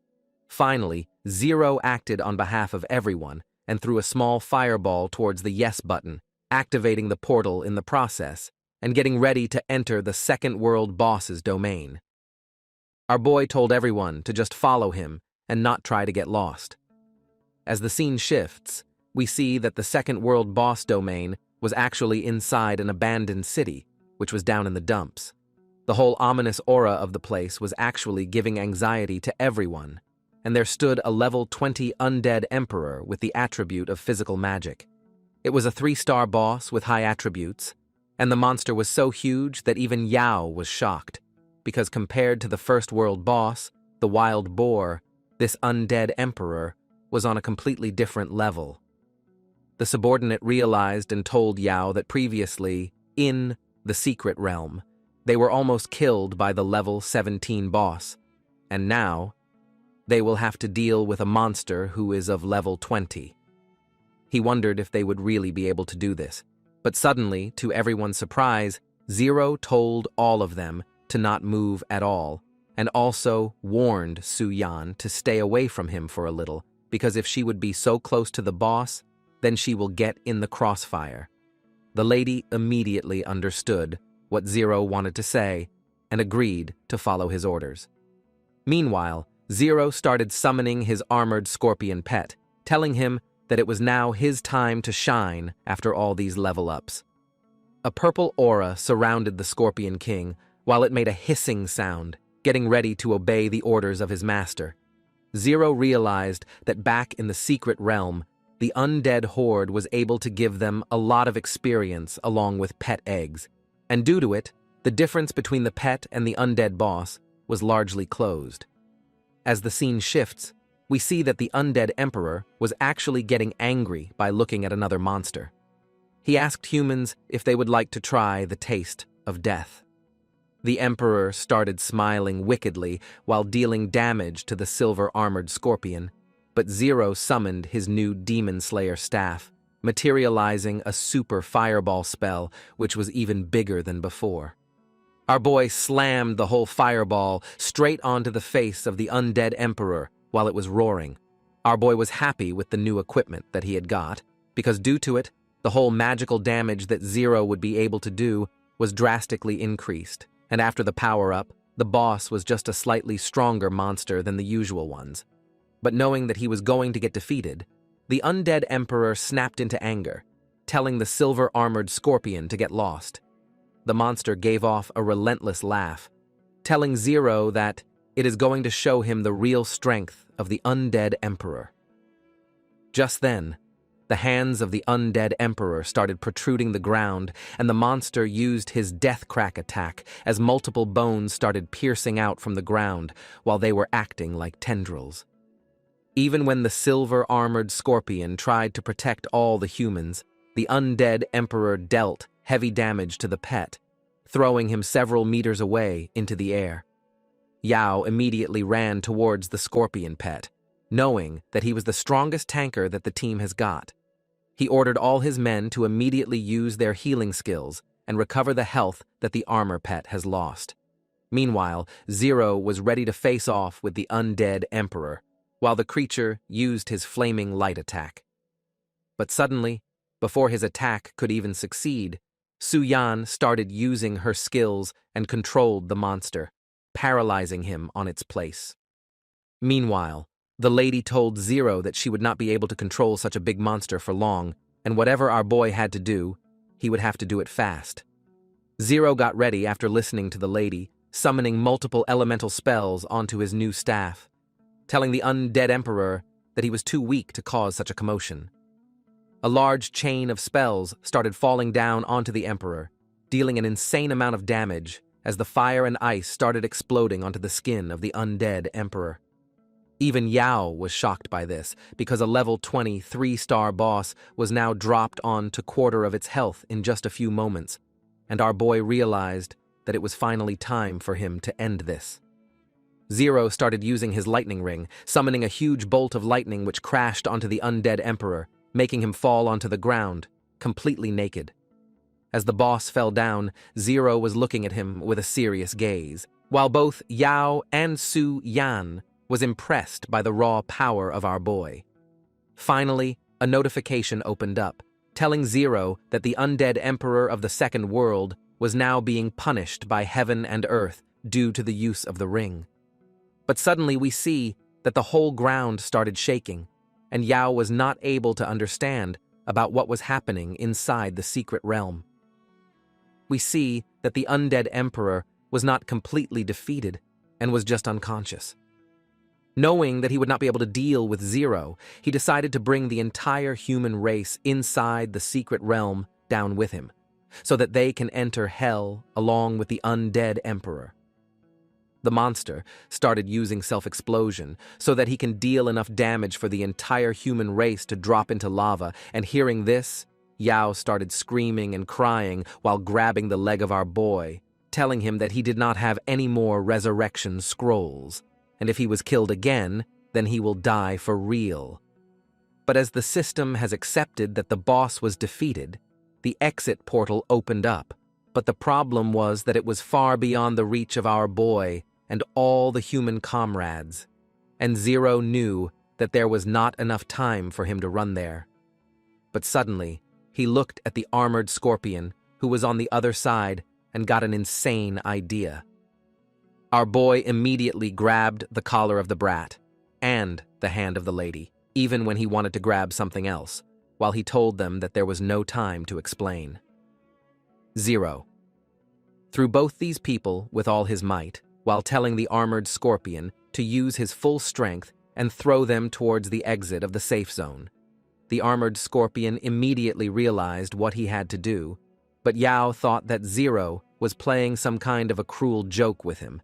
But without wasting any time, the armored scorpion pet threw the lady along with Yao towards the end portal, and they safely landed onto the ground in the safe zone.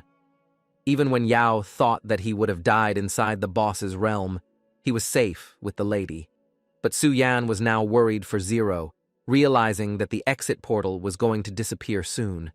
But inside the portal, we see that Zero reached the armored scorpion and made him grab our boy with full strength, ordering him to use all his might to throw him out of the portal.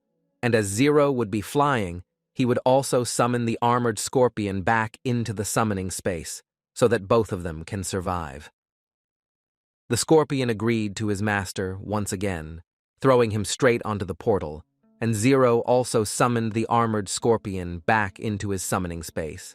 As our boy was flying from the momentum, he looked at the bubbling lava beneath him, and suddenly, there was an eruption, coming straight in the way of our boy. Zero realized that now he was in a bad condition, because his speed was going to break due to the lava. He realized that he had to do something and quickly summoned his Demon Slayer staff, using the fire bullet attack and neutralizing the impact of the erupting explosion. Meanwhile, outside the portal, both Yao and Su Yan were panicking because the portal was going to disappear anytime soon.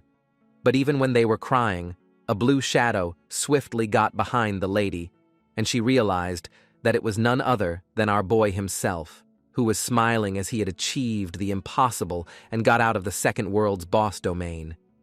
Both the lady and Yao ran towards our boy, asking him if he was fine, and Zero stood up, telling them that they would not have to worry at all, because now all three of them were safe.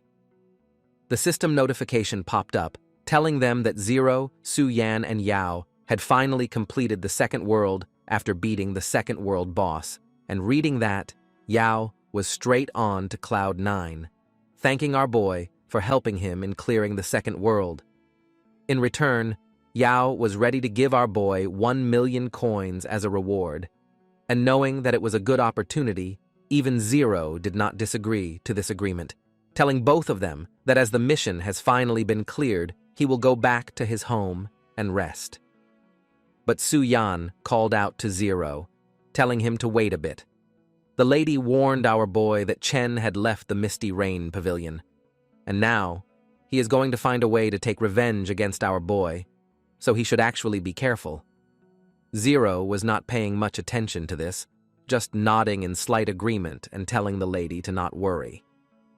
Meanwhile, both Yao and Su Yan were talking to each other, wondering if they should go to the third world together and level up. Even the lady was surprised, thinking that people are really interesting. Because just a few moments before, the lady did not like the rich brat at all, but now they have somewhat become friends. As the scene shifts, we come to the third world, which was named Approaching Death. And we see that even the safe zone of the area was full of graves, but suddenly we see that from one of the graves a human hand popped up, and it was of none other than Yao himself, who was inside the third world, farming and gaining experience, while the subordinate was happy that their boss was having a great time. Yao told his subordinate that as they were the first group of normal class users to enter the third world, they should use this chance to level up and be the first guild in the province to defeat it. But suddenly, a large foot slammed itself onto Yao's hand, and the brat started cursing the man, who was so dumb that he was walking without looking at where he was keeping his foot. But Yao saw a large man with a muscular build who asked him if he was the leader of the Supreme Guild. The mysterious man was before Zero and wanted Yao to get him to the third world. But as Yao was loyal to our boy now, and he denied everything that the mysterious man asked him to do. But the subordinate realized that the mysterious person was not actually a good one to argue with, because he was one of the old class users who were stuck on the third world. So they would have leveled up a lot of times and are way stronger than Yao and the Supreme Guild. But even then, the brat was not ready to sell his friend out. But as the mysterious man was getting annoyed, he immediately grabbed his sword and told Yao that if he was not going to be cooperative, then he should not blame him for having no mercy. Yao was deeply shocked by the sudden appearance of a sword and wondered about what was going to happen to him next.